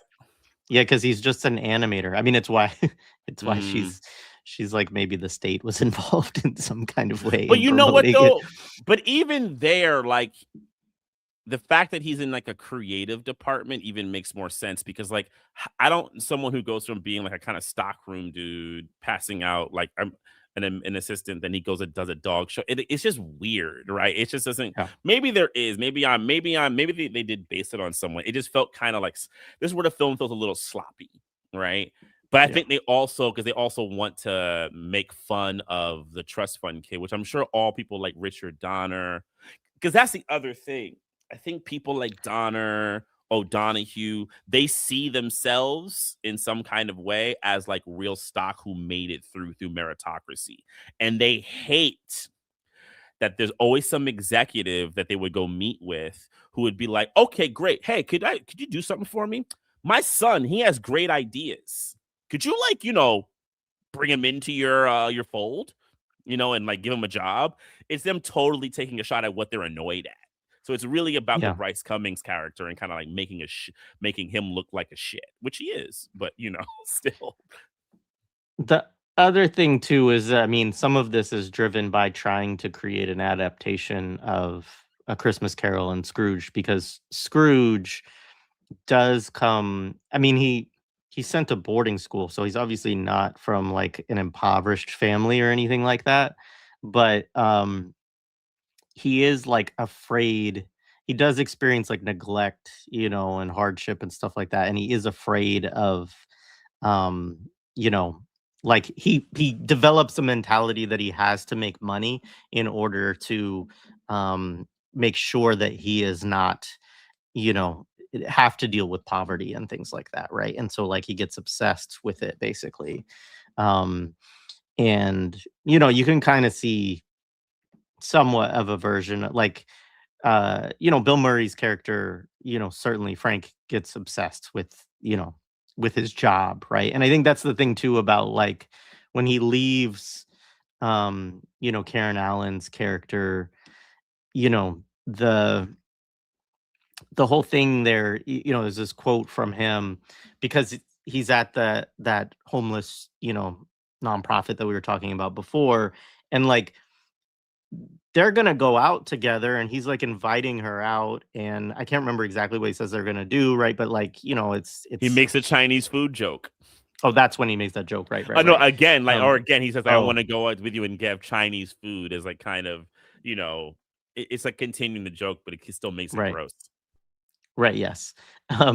But there's these two women who are like we just need help with some of it's like basically logistics stuff within the nonprofit world, which having worked in that world, like that's part of what you do. And, especially around the holidays, if you have events related to it, it's like, we got to get the turkeys from this place to take them to do this kind of stuff.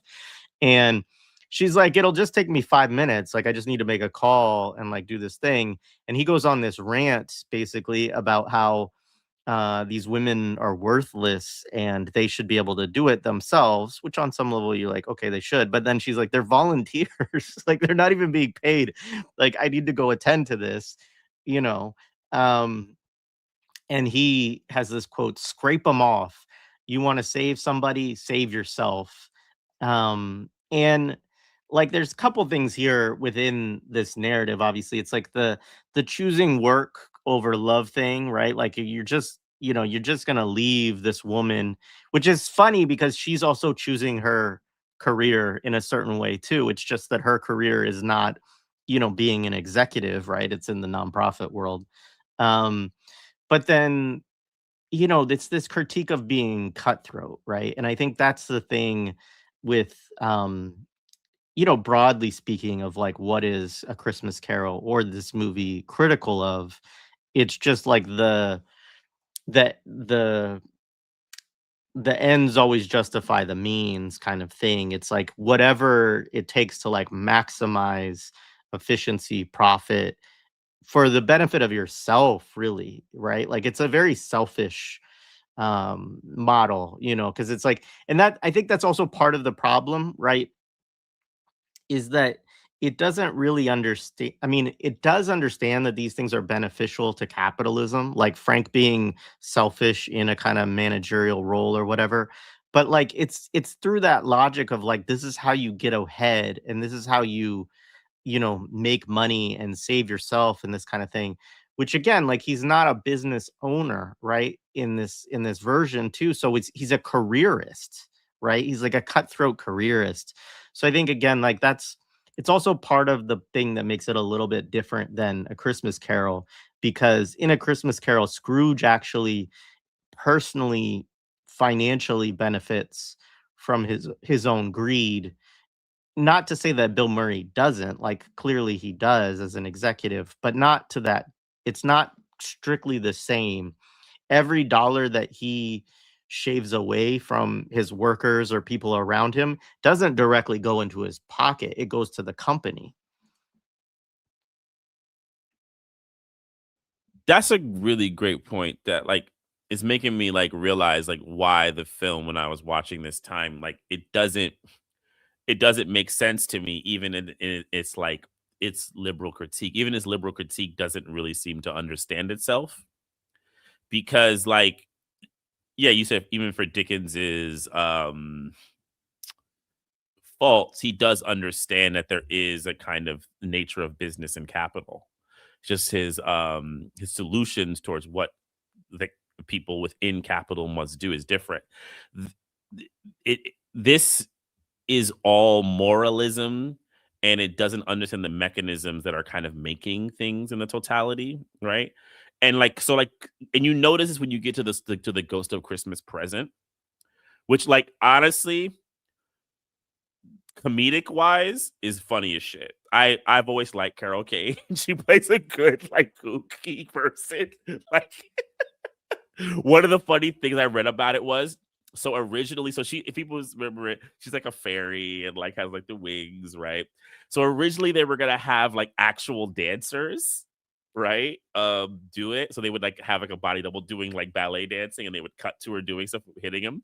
But then they said she was like in like the tests, she was just being hilarious, doing her bad dancing, and they were like, no, don't get a fucking dancer. Have her just look like an awful dancer. It's actually really funny. And I'm like, that's actually a really good joke. Um, but yeah, like when you get to like the Ghost of Christmas Present, and when you begin to visit, because when they focus it on is Alfre Woodard's character and her son who's mute, right? Um, um, she's so good in it. It's like it's so weird, right? And then Folks also remember her from oh like yeah, Princess Bride, Oh bunch of other man, stuff, but long career. She's one of the she's one of the early in her career. She's one of the bank employees in Dog Day Afternoon. Like she's in so many movies. She has like a a really long career. Um, and then you have that he visits his brother in the present, and is that his brother? Does he visit Claire? No, in the present. No, he doesn't. I don't think. I think it's only yeah. the does he? When she with her, I think he goes. I know he Oh, goes and sees her. No, I don't think there's like a present like on look. I just think they do it with like him seeing Grace and like her yeah, he family goes life. yep. Yeah, he goes to Right. Grace, and you learn that, yeah, her son, who's the Yeah. Tiny Tim character, is mute Yeah. because of, like, traumatic stuff, and yeah. Yeah. So like there's like this thing with like Ghost of Christmas Present, like she like inflicts brutality on him. So it's like the pleasure and the pain thing kind of going back and forth. And like he's kind of getting like a taste of his own medicine to kind of like wake him up. Um and it's funny, there's a thing if you study like comedy, and like the psychology of like those type of things, it has to do with like a character that you're supposed to dislike, you brutalize them, right? Um, on stage, and it provides this kind of sense of emotional relief. But the criticisms of it, if you read like really left wing people who've studied like bourgeois theater, they say that kind of structure actually does the opposite because what you do is you watch the villainous character get brutalized, right? And as they kind of like turn and become more aware, you begin to not feel bad for them, but feel happy that they've come to their senses, right? And it kind of aids to this kind of bourgeois thing that all that the villain needs to do is have a better mentality about their villainy, right?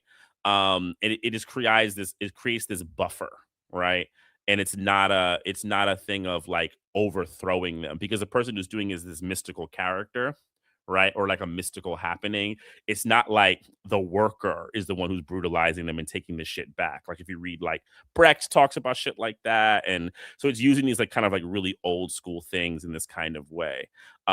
It is funny, like you watching him get hit with a toaster. And apparently, like I said before, like she apparently, I think she had to really, I couldn't get it clear. She either had to really punch him or she like accidentally hit him. And apparently she was very sad about it at times. She was like, oh, I hit Bill Murray in the face a bunch of times. She seems like a hilarious person. Like she didn't actually like it at times being so mean. Um, but yeah, I mean, one of the things I would love to talk about is Alfre Woodard's character and like the black family, the black poor family. Right, so you get like you go and she's like eh, you find out that I mean it's like the trope or like that like the father was murdered and like the son watches the dad get murdered and because he saw the murder he can't speak and she takes him to like different doctors to figure out a way for him to kind of speak and he gets played with by his brothers and sisters and stuff like that and but it's the trope that you constantly see about well, it starts honestly, I think, from characters in poverty, but because blackness then becomes synonymous with poverty in this era, they just put it on the black people, but they're still joyful, Yeah. I think right? also Yeah.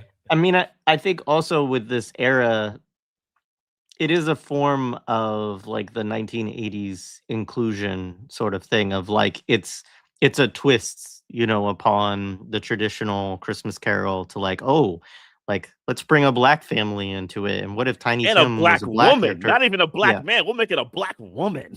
yeah, yeah, so that's there too. I mean, we've just seen a lot of that throughout the '80s it's different than the '60s and '70s in film that way, which are much more segregated, yeah. Like they definitely, I'm sure, felt they were being super progressive in this kind of way, right? But like it's that thing. It's like Baraka has that line in Dutchman about when he's talking to Lula. and about how like he's like messing with her. He's saying, yeah, and plantations were happy places where the black folk were just kind of skipping along, right? They just love this kind of idea that like even though the pain was happening, we still were flipping along. And like we've talked about this, and you talk about this a lot. If you think about the context of the 80s and all the stuff that was happening or that did just happen, how much this provides like a cover of like the good black, like in like these are like the hearts of gold of American society, right? I always think of like the right wingers, people like Charlie Kirk, when they'll be like, when Kirk would always try to find like the black people he would go to praise, it would be these kind of characters, right? These are like the real liberals. These are the black people who are the really good folks. They don't cause any trouble, and like life is hard, but they still have good liberal values and stuff like that. Like it's just so tired and bullshit when you watch it. You're just like, okay, yeah, it's really Yeah. fucking annoying. Yeah, I was trying to remember if Alfred Woodward's character is ever even that critical of Frank in the film. Like, do you is Only there a with his moment? brother. Right. She admonishes him for not giving his brother Right. a The better VCR, present. Yeah. and then she then sends the VCR, which becomes the thing in the next scene when he goes and visits, because he's supposed to get a bath towel. Yeah. It's like a Yeah, state of the art VCR, but she doesn't though. there's yeah, and there's the whole tension, like, she wants to go home because it's Christmas Eve or whatever, and he's like, if you don't work late, I can't work late. If I can't work late, I can't work late. Like this whole, Well, thing, and you like, might work late, right? yeah, Yeah, and so there's like, it's very clear for folks who haven't seen the movie, right, that it's a super similar to Bob Cratchit actually within yeah, Scrooge, because there's a similar thing of like he won't let Bob Cratchit leave like a little bit early on Christmas Eve and that kind of stuff, like that. Um, you know, that he mistreats and exploits, in that context, Cratchit is like really his only worker, right? In Scrooge, or in the original Christmas Carol, but in this case, she's his assistant.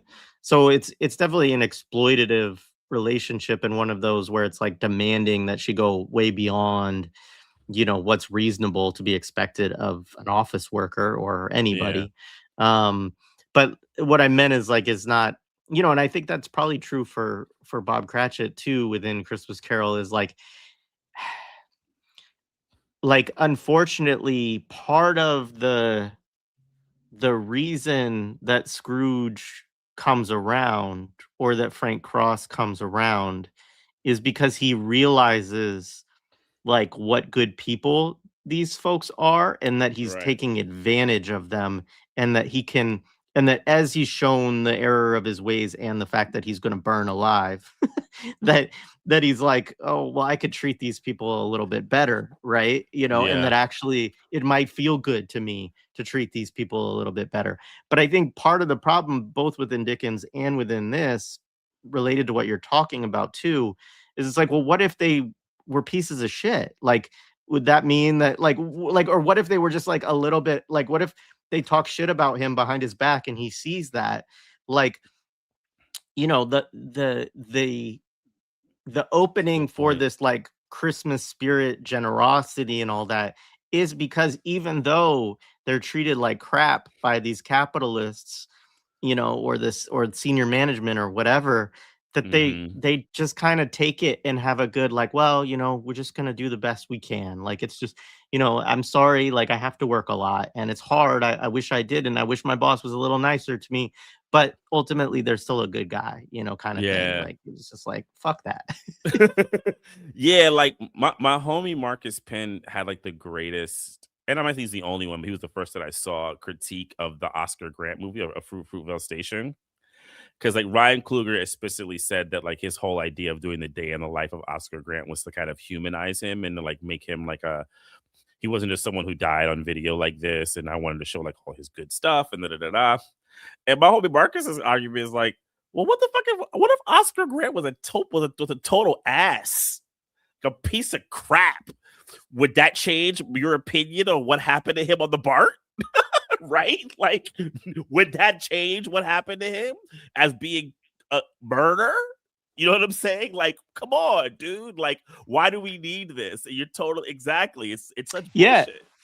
and that's the thing too when you go to the right? Like their whole issue with George Floyd, right? Or like Michael Brown or like, is these arguments of like that they're really sort of criminal or unethical or like whatever. And so like the cops were justified in doing what they did, right? Like What which is what is is what like is this, what is my Minority Report? Like they're doing pre-crime. right, exactly. But that's the way that they actually approach. Like if you go listen to Candace Owens talk about George Floyd, like you will get exactly that kind of shit. Yeah. It's so wild, right? And so yeah, they position like the characters as this kind of, which I think is probably somewhat, like you said, a part of A Christmas Carol, as a way that's going to, it's signaling what will be the future redemption and the stakes of his redemption. And then the other one is like his brother, and he goes and sees like a kind of thing with the brother, and he gets mad about the VCR. They're in this like kind of like, hangout. And one of the things they want to make you sure about his brother is that even though Cross Frank is a real shithead, his brother has like unconditional love. And like, he even like, sends a message to him about, um, to get him to do this stuff, and, to kind of like be with us. And one day he'll kind of maybe change his mind, so forth and so on. So like, it's kind of like unconditional love thing exists with it. It's kind of like one of the weaker things in the movie, to be honest. The brother kind of thing. It's like, okay, yeah, whatever, boo, blah.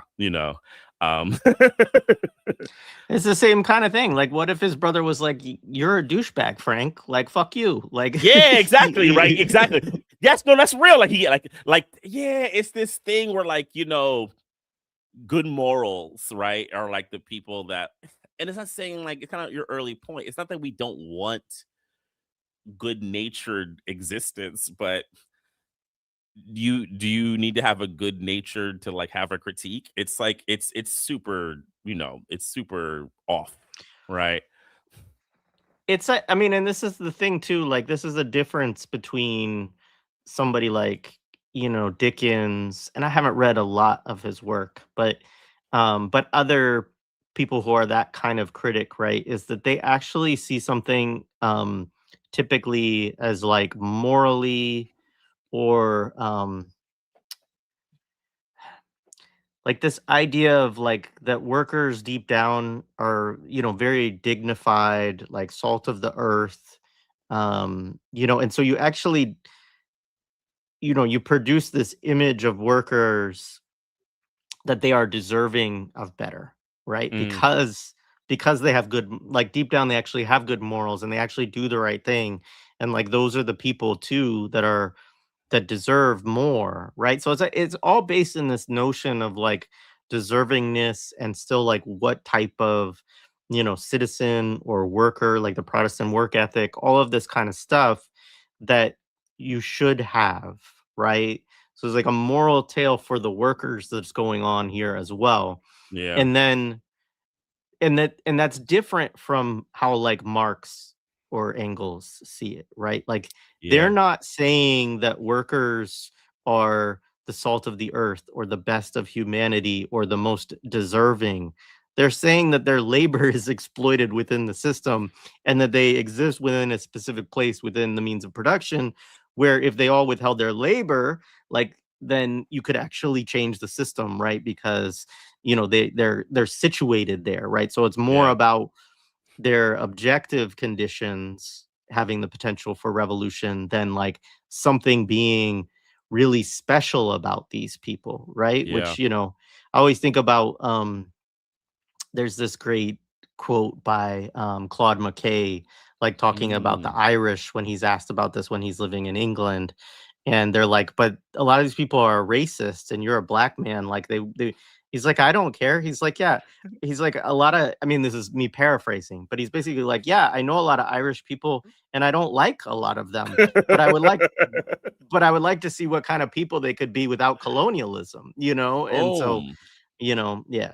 But Yeah, anyway. no, I mean, yeah, it's like it flips on its head the idea that like colonialism, um, and there's even people who claim to be non-racists who think this that colonialism somehow like raised the level of like the non-European worlds, right?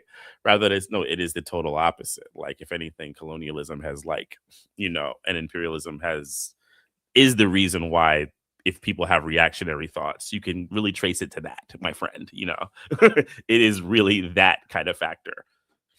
I haven't read it yet, but I think Vivek Chibber just made that argument yesterday, actually, about colonialism. But anyway. Well, that would not surprise me.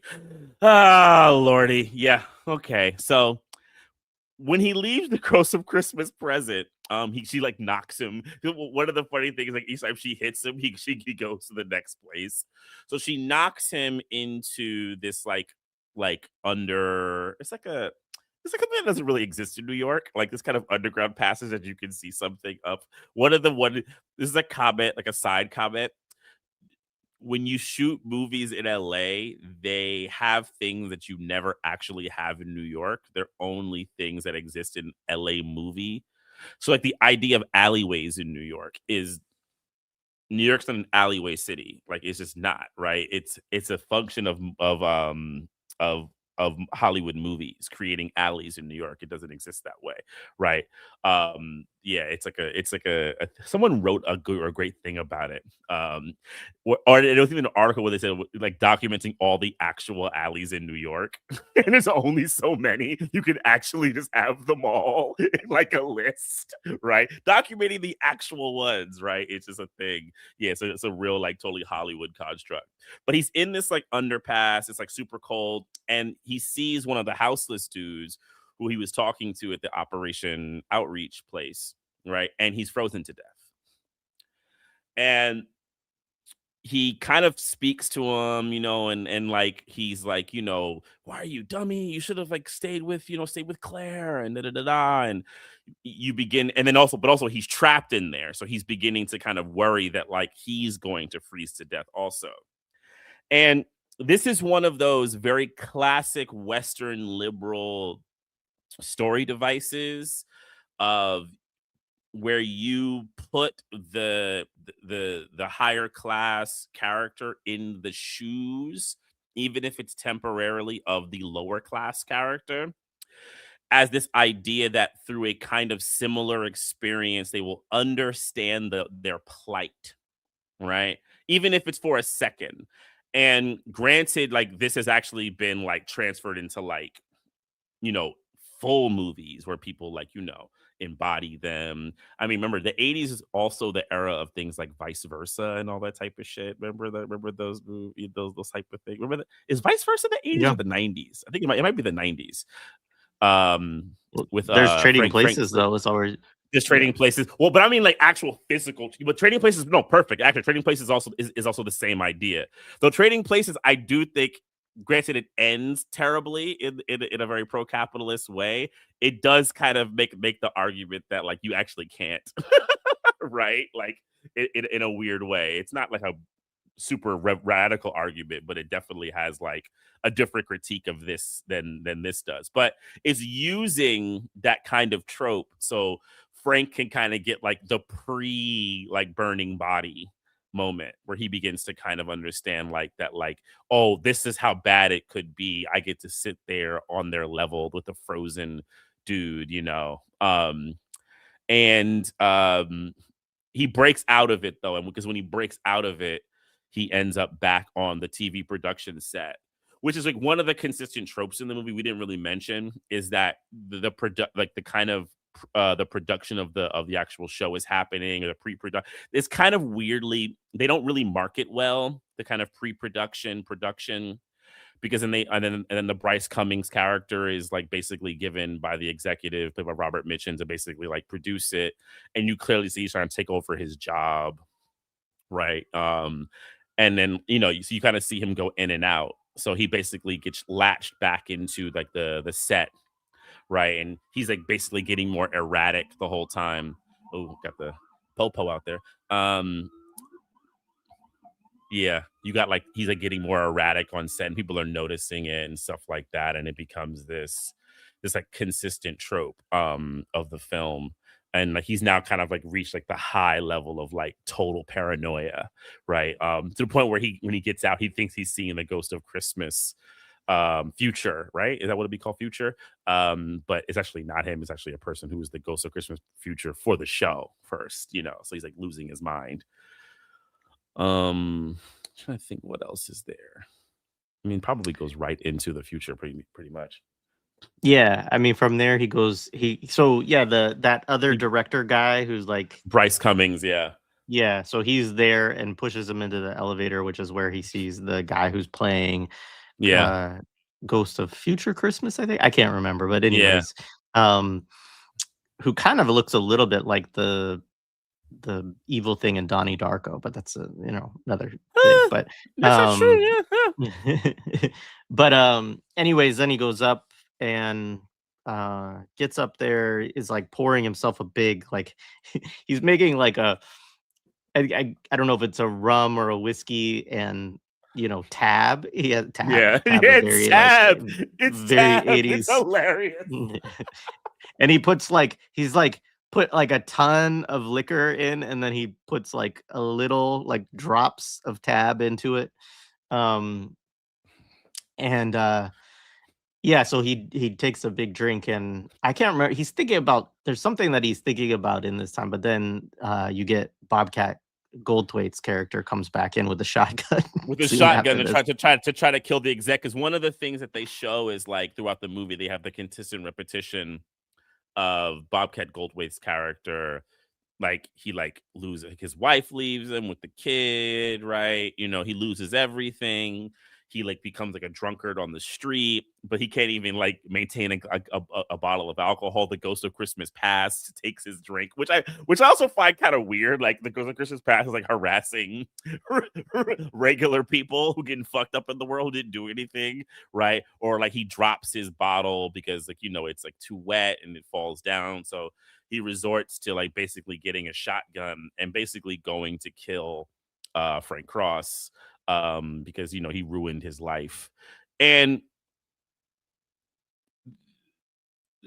characters like this in films are fundamentally, it's interesting. It's like they don't actually advocate for a radical politic. They advocate for this kind of justified pain towards the person who committed it towards you. But of course, it is always isolates it to one kind of individual. And it makes also still the person who does it, while he might be morally justified, um, his act is still immoral, right? Like he's doing an immoral thing. So basically, poverty has made him immoral. So then it will always kind of obfuscate any kind of revolting in a way. It's like, I mean, it's the people who, when you talk to, I mean, I don't know why I watched it, but I watched that Anna Kasparian, like a piece of what's it what and with Bill Maher.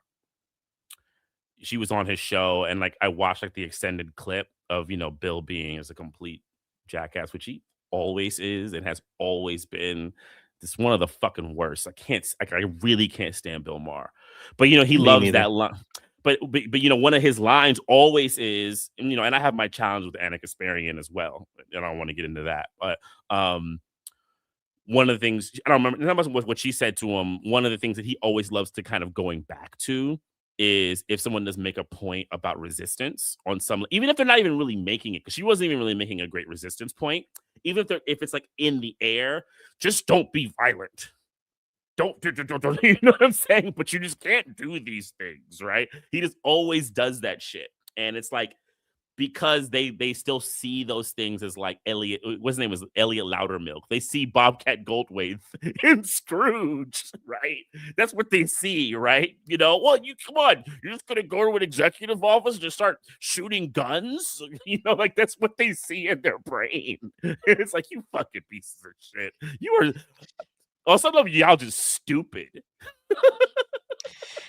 I also like one of the things that bothered me in this scene too, I mean, it's a wild scene, right? And it's of course it's in the 80s people would say going postal a lot, right? Like because which like Yeah. came, um, which I think did have some connection to some point a postal worker, bringing like, I don't, but anyways, it became this like basically like meme almost, but it was a phrase that was used a lot. Um, but the thing that bothered me is like Frank keeps trying to say that his day has been worse, and I'm like, Bobcat Goldthwait's character, yeah, Elliot Loudermilk is like, "I lost my job, like, you kicked me out, you fired and my wife left me." And, like, somehow Frank's day is worse because Worse. he's been shown, like, like, parts of his past and what his present behavior is causing in the world that, like, we're supposed to think that that's somehow worse than the day that Elliot Loudermilk has had, like, you know? I Right. don't know. I mean, and it's a weird part because at this point I'm not quite clear when we're supposed to think that Bill Murray, like, he has started to have um, Frank has started to have his, like, recognition, right? But it's not quite Mhm. there fully yet because he has to see his cremation basically and all of that before he like fully gets there, which happens next. I mean, and that's I don't know if there's anything else you wanted to say about Elliot coming No, in, no, but no, yeah, no, no, yeah, no. I mean, really, the thing about Elliot is stuff after, so we should go into the Ghost of Christmas Future. yeah. So Um, the Ghost of Christmas Future comes out of the TVs like that are on right. Frank's The wall. hands, yeah, Yeah, and you see it's like this, like, it's like silver coated, it's like a metallic like yeah. skeleton basically. And yeah, he takes him and he has to go see he goes to see his funeral basically, and Well, it's just first, like an well, oh, go that's ahead. the last one. The first one he sees is he goes and sees Alfred Woodard's son. Right, He's committed, right, right. in like a big hall, and they have all the like the screams and all that. He's like in a big padded Yeah. room, and he just like looks at Frank, right? Um, and And then Alfie, she goes in and she's like talking to him, but then she's like, yeah, I have to leave. Like, yeah, yeah, they told her she can't stay. She has to leave. right, And then the next one is Claire. She's dressed as like a rich person, and a couple of houseless right. kids come to her and ask her for money, and she repeats the scrape them off line to her friends. Like she said, like, Frank taught me a great lesson. I gave 20 years of my life to this, and but then a great, friend, and she's crying and so forth and so on. But now she's basically become a version of Frank because of this one thing that he told her, which is like, okay, I don't think that's a real future. Yeah. But but okay, right? If you're gonna think that, I don't think that'll even in your world of this movie, I don't think that happens. But okay. But then the Yeah. last one you say is the one with like the burning. Yeah, so just a couple of things on those 2 scenes. He does say to, like, the Ghost of Christmas Future, like, this is only one possible future, right, with Alfre Woodard's son being in in, like, a padded room, basically, right? He's like, "I know the best pediatricians in New York," or whatever, like, we can get support for him, And then, with Claire, he does the like, I'm sorry I did this to you kind of, breakdown. So like he has now, developed a consciousness to this level of like, okay, like my behavior is having a negative impact and, I want to change that. But then, yeah, then you go to the funeral and it's his brother and his sister-in-law, right? And they're the only ones who are there. And that's supposed to be, this is one of the things that bothers me too, is like, because earlier we forgot to mention one scene, but there's a scene where he wins a humanitarian award, Frank does, which is like absurd, right? But like makes sense, right? Because within like truly within our society, it is these jackasses, right, that would win that kind of thing. Um And I mean, we just saw who won the Nobel Peace Prize, right? I saw And it. One quick thing. I saw a nonprofit give Megyn Kelly one, and I'll leave it at that. yeah, exactly, right. Um, and so my point in just saying this is that it does, like, he wouldn't there people would be at his funeral. Like, as much of an ass as he is, because unfortunately the obsequiousness of our society and the way, I mean, look, like, people go to freaking Henry Kissinger's funeral, and you know, like, some wealthy TV executive, like, no matter how shitty you are as a person, there's gonna be people who will show up to this thing, right? And so it's like this whole, like, takes this idea of, like, oh, if you're a bad person, you're gonna die alone, kind of thing. Um, but then, of course, that's not really, I mean, that's part of the point, but the other part is that he actually, they move his casket into the, like, crematorium, right? And it's being burned with him in it, and he also feels the flames, and so he's like, he's both on the outside and on the inside, and he's like trying to stop them from pushing it in. I can change, but then there's also, like, he's literally being, like, burned alive, right, in this thing. And he's like, oh, and so then it moves into, the closing scene, kind of.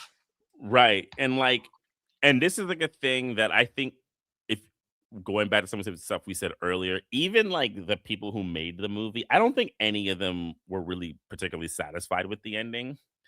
Um so he comes out of it, and like he basically goes and he sees Elliot, right? And suddenly he goes to Elliot and he's like, "Oh, I've changed. I've seen the light, all these various things." They even have hallelujah actually, but the first thing he says is, "I'm alive." Right? I'm alive, right? So but the fact that he thwarts death is he gets this second chance is like the antidote that he needs to kind of like basically, do the better thing. So his first act is to basically give Elliot Loudermilk back his job with increased salary, and you'll be able to kind of like be someone who could like be in my ear and tell me things and really help and so forth and so on.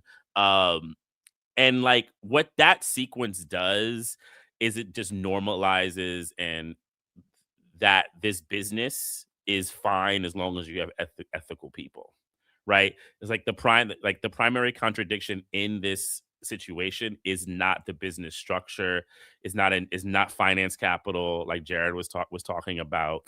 That's not the issue. It's not even an issue they bring up.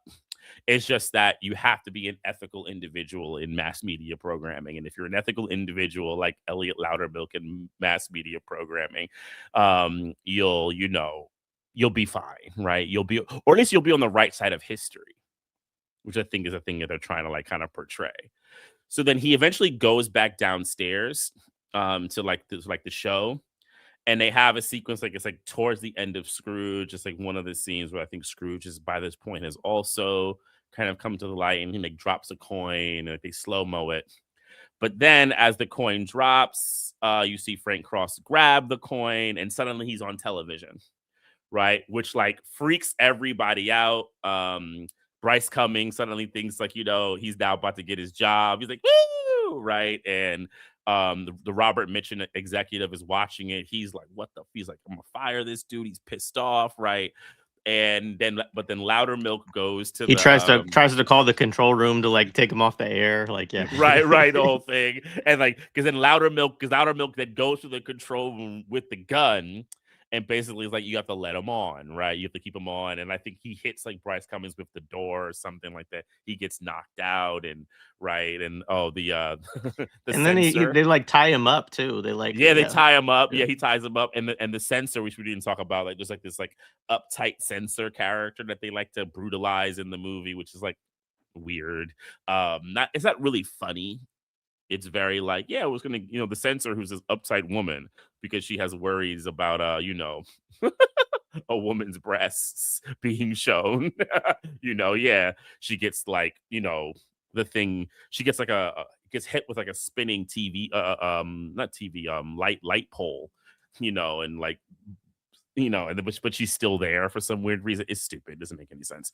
Um, but yeah, he's in there, and Murray gives this huge speech about like learning about the ethics of the ethics of humanity, but through the ideas of Christmas and giving. And he has like these like particular positions, and as he's watching it, like everyone is seeing it, right? You it's like going throughout all their simulcasts. One of their simulcasts remembers early is West Berlin. Did you catch that? Right, they actually mentioned and West Berlin. I was like, oh, interesting, very Cold War nod right there. I was like, right, in West Berlin, all the bastions of Western modernity, right, are basically capturing this simulcast. But he begins to speak out all this type of stuff, and there's like the beginning of it, they want to give you the energy that like it's like tenuous that he might. They're basically gonna say like you're gonna lose your job, right? I think Loudermilk tells him that from the comms. He's like, well, it's fine. I'm the president now, but like I have to get this message out to the globe. As the executive, that things must change, right, within individuals, and that becomes the thing, right? It becomes about this like individualism that like you Christmas provides us with a kind of idea of giving to people who don't have things, and that if you do that, it will be a miracle for yourself. Because he says that I've had my miracle, right? And if you do that, it'll give you miracles, right? You just have to kind of do that. And he says, if he has a line that I remember, because if you do it, you'll get greedy for it. You'll get greedy about giving. And it'll just become like a general kind of position for you in existence. You'll become this like frequent giver, right? And I think it's impossible when you're thinking about that to not think of how like they position Claire in the film. So because she becomes like kind of like the main reference for it. So it's almost like him saying like if you had like get a mental picture of this kind of thing, it's Claire. So basically saying being like Claire, right? Which that is not a bad thing. I mean, look, I'm never going to say that, but we all know if you're thinking about the idea of like an executive, right? Like, and what we've been talking about, I don't know, executives doing charity, I think you have a good amount of that. I don't know how much it's actually changing the material conditions of the working Right. class and houseless in this world. Yeah. I mean, there's a couple of things with this. I mean, I think it's a really important thing, and I think that Christmas Carol and this movie, they run on some idea of the Christmas spirit, right? And of the Christmas spirit being about giving, right? A season of giving, and it's like, okay, it's the end of the year, right? Winding down, like you're gonna get some time off. You spend it with the people you love and your family, and you're generous, right? And look, like, do those things feel good? Like, yeah, like if you have that, right? Like people don't always have that, right? And so sometimes they, like you said, what we talked about, like not everybody has the same relationship to Christmas at all. A lot of people don't have the family thing like it is in the movies, and or they don't actually have the money also to like do this. And that's the part I think that's frustrating too about this idea is like, what are we giving? We're giving consumer goods. Like it's actually in Christmas, right, is really not so much about Claire as it is about the fucking VCR that he gave to his brother, right? That he didn't give, but his his assistant Grace gave to his brother, right? Or the towel, right? It's like, in some ways a metaphor for Bill Murray is that he gives bad Christmas gifts. Frank, he gives bad Christmas gifts as a boss, right? And it's like, oh, be more generous. Give them a bonus. Give them a VCR, right? But it's still, very much within, like, I don't even think somebody raised effective altruism. And I mean, like, that's the best version of this argument in this movie. But I think that more broadly, it is more, when we think about the spirit of giving and all of that, it is about, like, Christmas is a capitalist, like, cash cow, right? Like, it is literally when a lot of businesses finally turn from the red to the black for the year. Like, it is like economically driven under capitalism that we have to have this mass spending of money that a lot of people, can't afford, honestly, and go into debt to do too, right? And so, like, I think that is part of the issue. Obviously, there's the other issues, right? That you raise, which are totally on point in terms of, this idea that, if wealthy people were just, give a little bit more to charity, we're more like Claire, then society would be better, right? And it's like, not necessarily, right? Because also, if you continue to, this is in an era of neoliberalism too, like, it'll be, now we're like deep, deep, deep into that. But, if you continue to carve away at the state, right, and the things that, like, poor people actually, need, whether it's welfare, food stamps, like, all of these things, then, like, you can have a ton of capitalists running, supporting their local nonprofits, et cetera, but they're still gonna be, like, putting little Band-Aids, or, like, having these little pockets of triage, like that houseless nonprofit that Claire works at, right? So, yeah, I mean, it's deeply flawed, and I just, that it's a very chaotic, I mean, and I know it's supposed to be, because it's like, you know yeah, go ahead. You So say, I mean, he I know there's plenty so to say about the ending, yeah. so yeah, so one of the things that happened in the actual shooting was they they had a scripted thing, and it is scripted to be like that. Um, but Murray apparently was like, one of the things that I've read is that Murray was like very emotionally charged about the ending. Like, something about this kind of like giving spirit and this person like changing became very important to him. So they said he went into this kind of like emotional aria. Like, it wasn't supposed to actually even be that emotional that he's playing it, right? So he was like ad libbing lines. Like, a good amount of that stuff is like not scripted, and he was feeling great about it. But Donner and them were like, "You all right, bro?" Right? Like, like there was like a big disagreement on it. It's not saying that like what was originally scripted would be better, but like they all honestly, from what I've read, seem to be completely out to lunch. Like, I think in what they would never answer to themselves, the reason why they could never figure out the ending is they never actually asked themselves what we're talking about right here. This ending is bullshit. You're actually trying to put what are they, like lipstick on a pig, right? You're like, it's bullshit. Like, it doesn't actually exist because like it's glaring, right? One of the things that's like so prevalent is like, okay, you have a sequence with Claire and she works for a shelter. Is the thing about fixing the fuses of the shelter or eliminating a world that shelters are needed?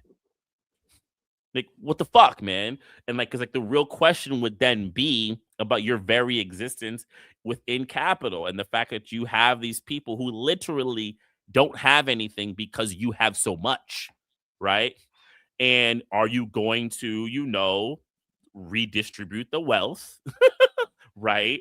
And private property, so forth and so on. You're not gonna even talk about that. So you Yeah, can't create this ending that you want because you don't even understand the world that you're fucking talking about, right? So they kind of just go into this like aria to kind of like fix everything, which like, and then they do these two buttons that I think are essentially fucked up. One is that because Claire hears this, and he definitely says something to Claire and also his brothers. He makes these overtures to them on television. telling, his brother, like, I'm sorry, and then he like shouts out his, like, his sister-in-law for like the first time, and like, but then he also makes a joke that, like, I knew about the joke that you missed during the thing. Like, how did he know that? So he's like, he's imbued with magical Right. powers and these things. And then the other, oh, you want to say something about that? No, it was SS Minnow from SS Gilligan's Minnow, Island or right, whatever. from Yeah, yeah, Gilligan's Island, right, yeah. And then the other big one is, so when he gets towards the end of his speech, right, he- uh Alfre Woodard's son walks to him, right, and he says, if I forgot something, little man, and he says, God bless us, everyone. So the kid finally now speaks. So because Frank Cross has had this, Shangri-La awakening moment, this has, given the power of speech to a young black kid who's been traumatized. Right. And it's like, and then, like, the other thing that I kind of hate about it, I mean, I hate a lot of things about that shit, but it's like Alfre Woodard's character now is supposed to just be like, life is solved, right? Like, not saying she wouldn't be happy, but it's just how you construct things. It's like, now, like, oh yeah, she's great now. They have a great family and her kid can talk. Everything's okay, and her boss will be nicer to her now. Probably give her a raise. It's like, oh, everything is great and hunky dory. I'm like, this shit is so much bullshit. Stop this. I don't. Yeah, y'all are selling me BS. yeah. And the other thing to Claire, so his overture to her is, do you remember page 19 from the Kama Sutra? Like, which, like, I mean, yeah, that's Yeah, wild. yeah. Like, to think That's that very somebody wild. would want, like, your sexual, like, experiences, like, blurted out throughout a global Everybody's like, audience to, like, "Ooh." Well, and she there's would all come right to him. so this because there's also this thing that exists in it, and I've always noticed this, is that Claire is a woman who works with houseless people, lump-ins and stuff like that. But the fact that she has this attraction from someone who's of a higher class makes her special. I've actually always clocked that, and I've always found that very, very funky as like a trope, right? Like what makes her special is actually not only her altruism, right? But it's also the fact that, like, she has the eye and the wink wink from someone in the upper class. It's a very old feudal kind of trope, right? That they're kind of transferring over. Someone from the groundlings, or maybe who works amongst the groundlings, who was like in a lower part of the court. She has the eye of like the high part of the court because she has this special kind of property, right? And you see that in a lot of like feudal tales.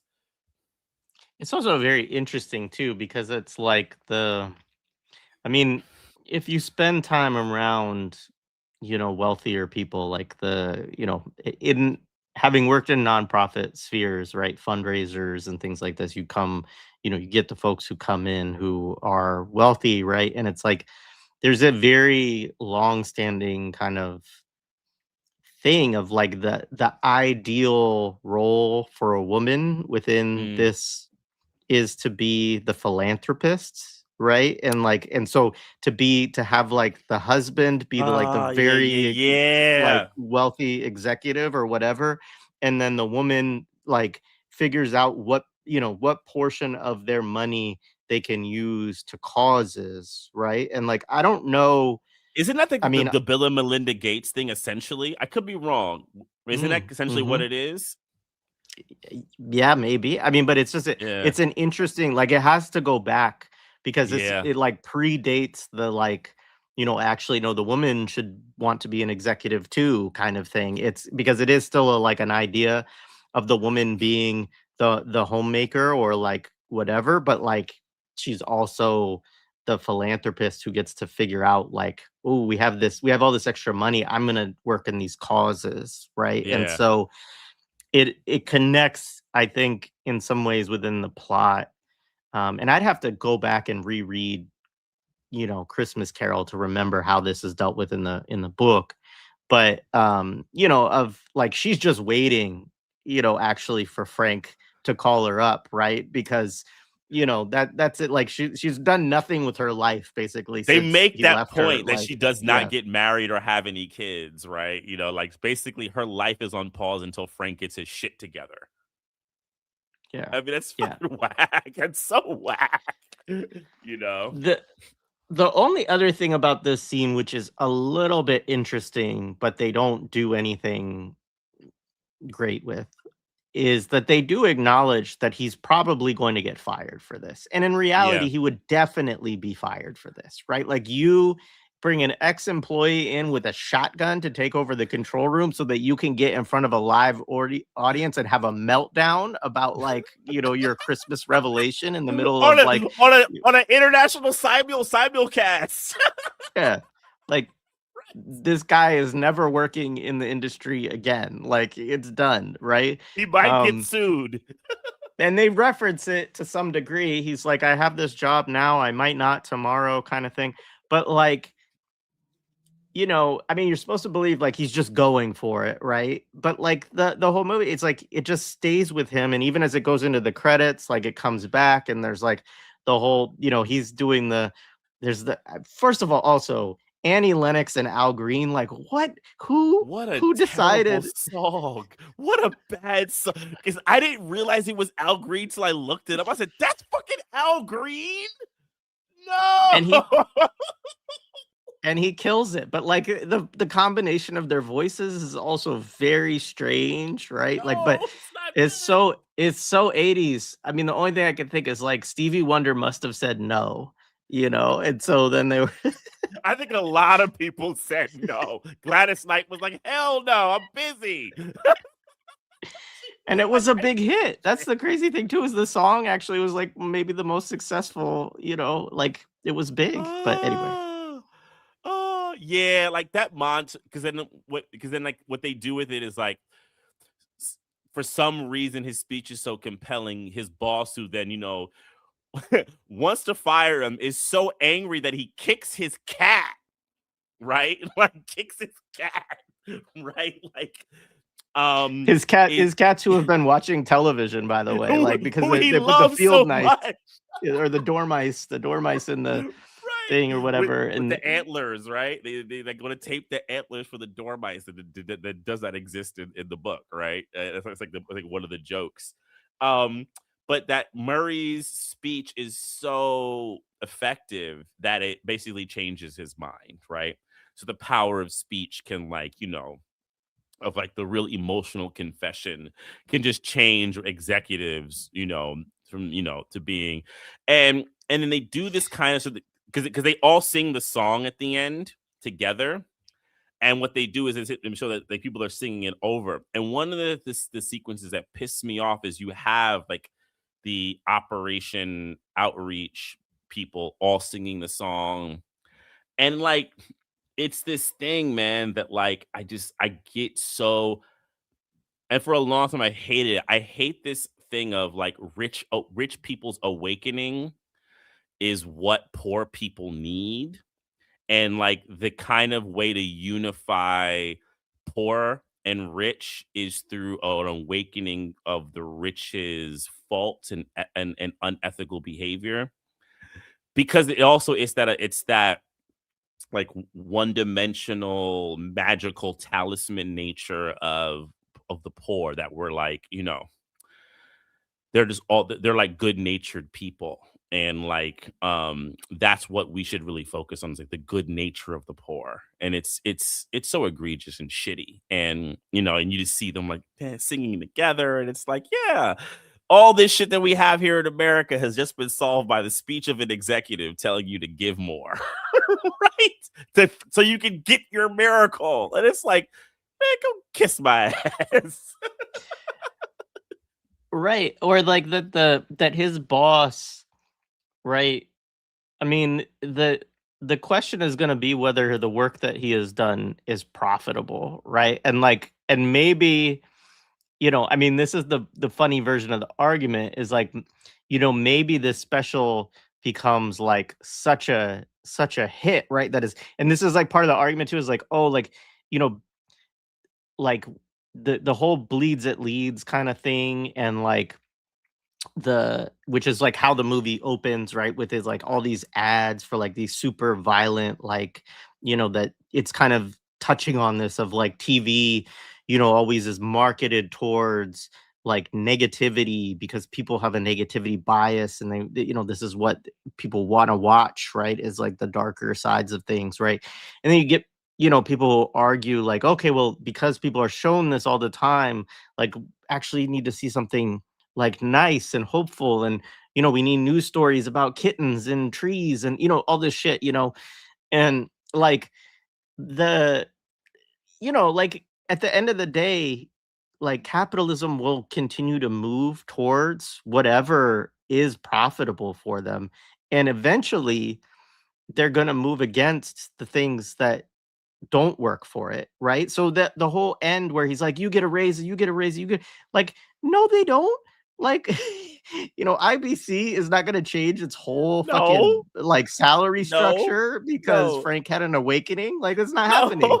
Like that was cute, Frank, but fuck no, right? You know what I'm saying? Oh, you keep your job, but like, but Elliot's getting his job back. Sure, double the salary, homie. I don't know about that one, bro. That's not happening. Yeah, you know what it is? It's like this is where I think Network is always an effective movie because why do they kill Howard Beale at the end? They say it because his ratings were bad. It's not because of his message, right? They felt his message had grown tired to the audience. The ratings were dropping. They said, okay, first he has to go off the air, but how do we also basically make a better, vibe? We actually have a public execution. Maybe that'll give us they say higher ratings. And that is the last line. The first person on television to be murdered because he had low ratings. Right. And you're right. It's totally that. And it's funny. I do think they're probably thinking about Network a little bit with this. They're thinking like the kind of like the nice version of the Mad Prophet of the airwaves, right? They're trying to do the Christmas version of I'm so mad as hell, I'm not gonna take it anymore. It's like have your miracle, it's that kind of version. But sorry, bro. Doesn't really work with this one. This is a little little cable shit. It's like not cool, like yeah. I don't know if there's anything. Do you have any other things? There, Not really. I Yeah, have what did you? one other thing. This is also an early Danny Elfman score. I didn't mention that. Mhm. That's It's right. a very early Danny Elfman score, and if you listen to it, you go, especially the opening music. It's very Danny Elfman. It has all of his markers of oddness. Yeah. So some stuff from the chat. Narrative rehearses the liberal orthodox about nothing fundamentally wrong with capitalism, imperialism. We just have to be friendly about it, right? Like it's all about attitudes and like and this and being giving, not being too greedy. Which I like I mean, again, like I prefer people who are like, giving and not greedy, for sure, like on Mhm. an individual basis. Yeah, But yeah, I mean, it doesn't deal with the fundamental fact that the fucking system is designed on theft, you know? yeah. Um, all right. By 98, we get the Gorbachev Pizza Hut ad. That's yeah, a ways to go for that one, but my goodness. My friend watches cat YouTube with her cats. Yes. By the way, one of my favorite things, this has happened a few times. This is just an aside, but people sometimes send me like, or they'll tag us in like Instagram stories or whatever of their cat watching millennials or like we need some cats watching Imperial 80s. Like, That's dope. Yeah, my yeah, cat does it's not have patience for anything. But what my cat, and then if I put cat videos of like birds on my laptop, my cat will attack the laptop. So there's no cat videos in my house. He will jump. He will try to break my television. I'm serious. He does not play with that shit. He does not. um By the way, I didn't see Jay's comments on the YouTube side. So if people, I'm curious if other folks in the chat, if you've seen Jay's Hmm. comments or if they're like being blocked in some ways. But um, so the forgiving boss and management attitude is very much part of consumer Mm. class ideology and material neoliberal subjectivity for the working class in the imperial core, right? And that's the thing. Like ultimately, the film has really no critiques. I mean, obviously, no critiques of capitalism fundamentally, but also it's not really critical around consumerism in any way. Like, Yeah. if anything, he's being chided for not giving good enough consumer goods, right? You're giving shower curtains and towels instead of VCRs, right? Right. And, you know, yeah. Um, yeah, so anyway, that's really it for the chat. Um, Yeah. but yeah, I Someone had a appreciate. comment that I agree. All Danny Elfman music sounds like Christmas music. I kind of agree with that. I actually think that's a good comment. I am not in disagreement at all. Yeah, I agree with that too. Yeah. Yeah, so next week we have A Christmas Story, which is Yeah. very different. Yeah. And one that if you're like Mtume, you actively avoid and never watch. And if you're like me, it's actually kind of been a tradition in my house, like pretty much my whole life of No, watching I'm this looking movie. for So I actually haven't seen it in a really long time either. So this will probably be of all the films that we've done, this is the one that probably has the biggest gap for me. So it'll mhm. be interesting to revisit it. I don't have a lot of references for it. And even in my memory, except for the only one that sticks is the kid who sticks his tongue on the pole. That's something I will always Yeah, remember. Flick. That's kind Yeah, yeah, of yeah. like Wait, was it Flick or is it? Yeah, I I don't think it's remember his Flick. name, but I remember Yeah, that scene. That's what I yeah. remember.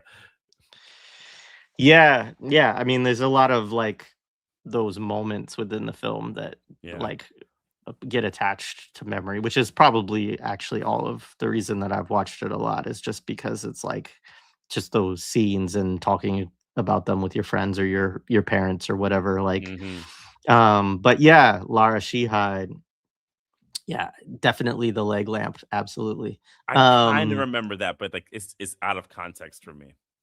oh wow, yeah, Yeah, no, I'm excited it's then. not in my This is gonna memory. be Yeah, great. no. I'm looking for. I'm actually gonna watch it like early in the week. So if I have to watch it again, I will. Yeah, and I think Lara will be coming just ready because she said it's one of the ones that she watched a lot growing up, but Oh, I see. that Okay, is like but she's like, I think ready to also tear it down. So so I'm gonna say this, and if Laura sees this, or I can just ask Laura. This is where I get curious about the exports of like what was like made internationally. I know, like shout out to Dubravka. We've actually yeah, I have don't had know. this. I'm not sure if she saw Dubravka it in has Lebanon or after she moved. I'm not sure. Yeah. interesting because I'm always curious about the Dubravka, and I had this conversation about things that were aware from the 80s in other nations and that were Yeah. not. But I'm so curious. But I think even also here in the US, the other thing that I've noticed is a lot of that stuff is also due to different kind of like demographics that are not even just like they won't just be black, white, this. They'll be like cultural things in certain kind of areas of the country. And I think there's a lot of reason why I didn't see it. Because if you poll my friends that I grew up with, none of us watched it. I actually asked a couple of my homies, they're like, nah, I didn't really watch that until I was like later. Yeah. Yeah, my Yeah. wife didn't really either. She was like aware Yeah. of it, but Yeah. didn't, It's you know. interesting. It's like interesting like what gets funneled through and what doesn't. Yeah, I mean, and it's obviously a super white movie, Yeah. so yeah. But then there's like other super white movies that I watched. So why this one and not that one? It's just interesting, you know? Yeah. This is one of my son's favorite Christmas movies, by the way, Elf. Yeah. Oh, I hate Elf. Like I hate it with all my bones. I also am just not a Will Ferrell dude. Like put it out there. I never bought in. when Will Ferrell became less popular, I was a happier person on this planet. I can't stand Will Ferrell. Like, not funny. I just don't like Will Wow. Ferrell. Oh yeah, one of like my all-time like, what the fuck, man? Like, yeah, we can get in that another time. I have like a list. That the whole 2000s, the 2000s and up comedy crew of people, I'm just not a fan of. Like, like, not saying that, like, I definitely for a Not long time did all the 80s guys were better. I do think that. I've like my kind of like respect for them has gone down as I've gotten older, but I don't any of the SNL stuff from like, oh yeah, nope. Nope, not even no. I was done with SNL past after the Dana Carvey, Mike Myers years. Over, whack, unfunny for me. wow. Don't like any of it. Agree to disagree. I love Will Ferrell. Oh, cool. Can't stand them. All of them. Can't stand them. None of them. All of him. I just can't stand any of it. After the Dana Carvey, I like them. Dana Carvey, Mike Myers. I think all that is funny. But after that, and I don't know, maybe I wouldn't find that funny if I watched a lot of it now. No, some of that stuff is funny. I watched like, some clips of Sprockets. That shit is funny, man. I'm sorry, dude. It's kind of funny. Yeah. Right on. Yeah. Well, there's no Will Ferrell in the 80s, so we'll be a while before we tackle that. Yeah, no, we'll get to the greatest comedian of the 80s very soon, Eddie Murphy. And how he helped shoehorn the greatest piece of propaganda ever made in Beverly Hills Cop. Yeah, we're gonna. Those will probably be January. We'll probably get to that. So Yeah, because I regularly watch a cop movie because that shit is so funny and root for the cop. It's terrible. It's so fucked up. Yeah, I'm looking forward to that. I recently watched I think it was on Netflix or whatever, but Eddie Murphy documentary or whatever, which was like, reminding me of some stuff, plus some interesting stuff about like how he's like, yeah, we'll save it. But like, there's a Yeah. little bit of, I'm like, is this like, there's some stuff within it where I'm like, is this self mythologizing here, or is he actually being fair in his assessment? And we'll dig into some of that because I know you have some I'll be stuff. curious. Yeah, Eddie's an interesting dude, and like, yeah, he's probably a performer that I have to do the most kind of like not self-criticism, but like scaffolding of my, my things with him, except for anything he's done in like the last 20 something years, which is not funny, but but his classic shit. No pictures with Noam Chomsky and Steve Bannon. No, he's on the Rick James list. You know what I'm saying? I bet Eddie was on the Rick James list. He was for sure, yeah. You know that. Yeah. All right, man. All right. Well, thank you. This was great, Mtume, and shout out to the audience. Like, share, subscribe, support the Patreon. We'll be back next Monday for our next episode of Imperial 80s. Yes, peace. Peace.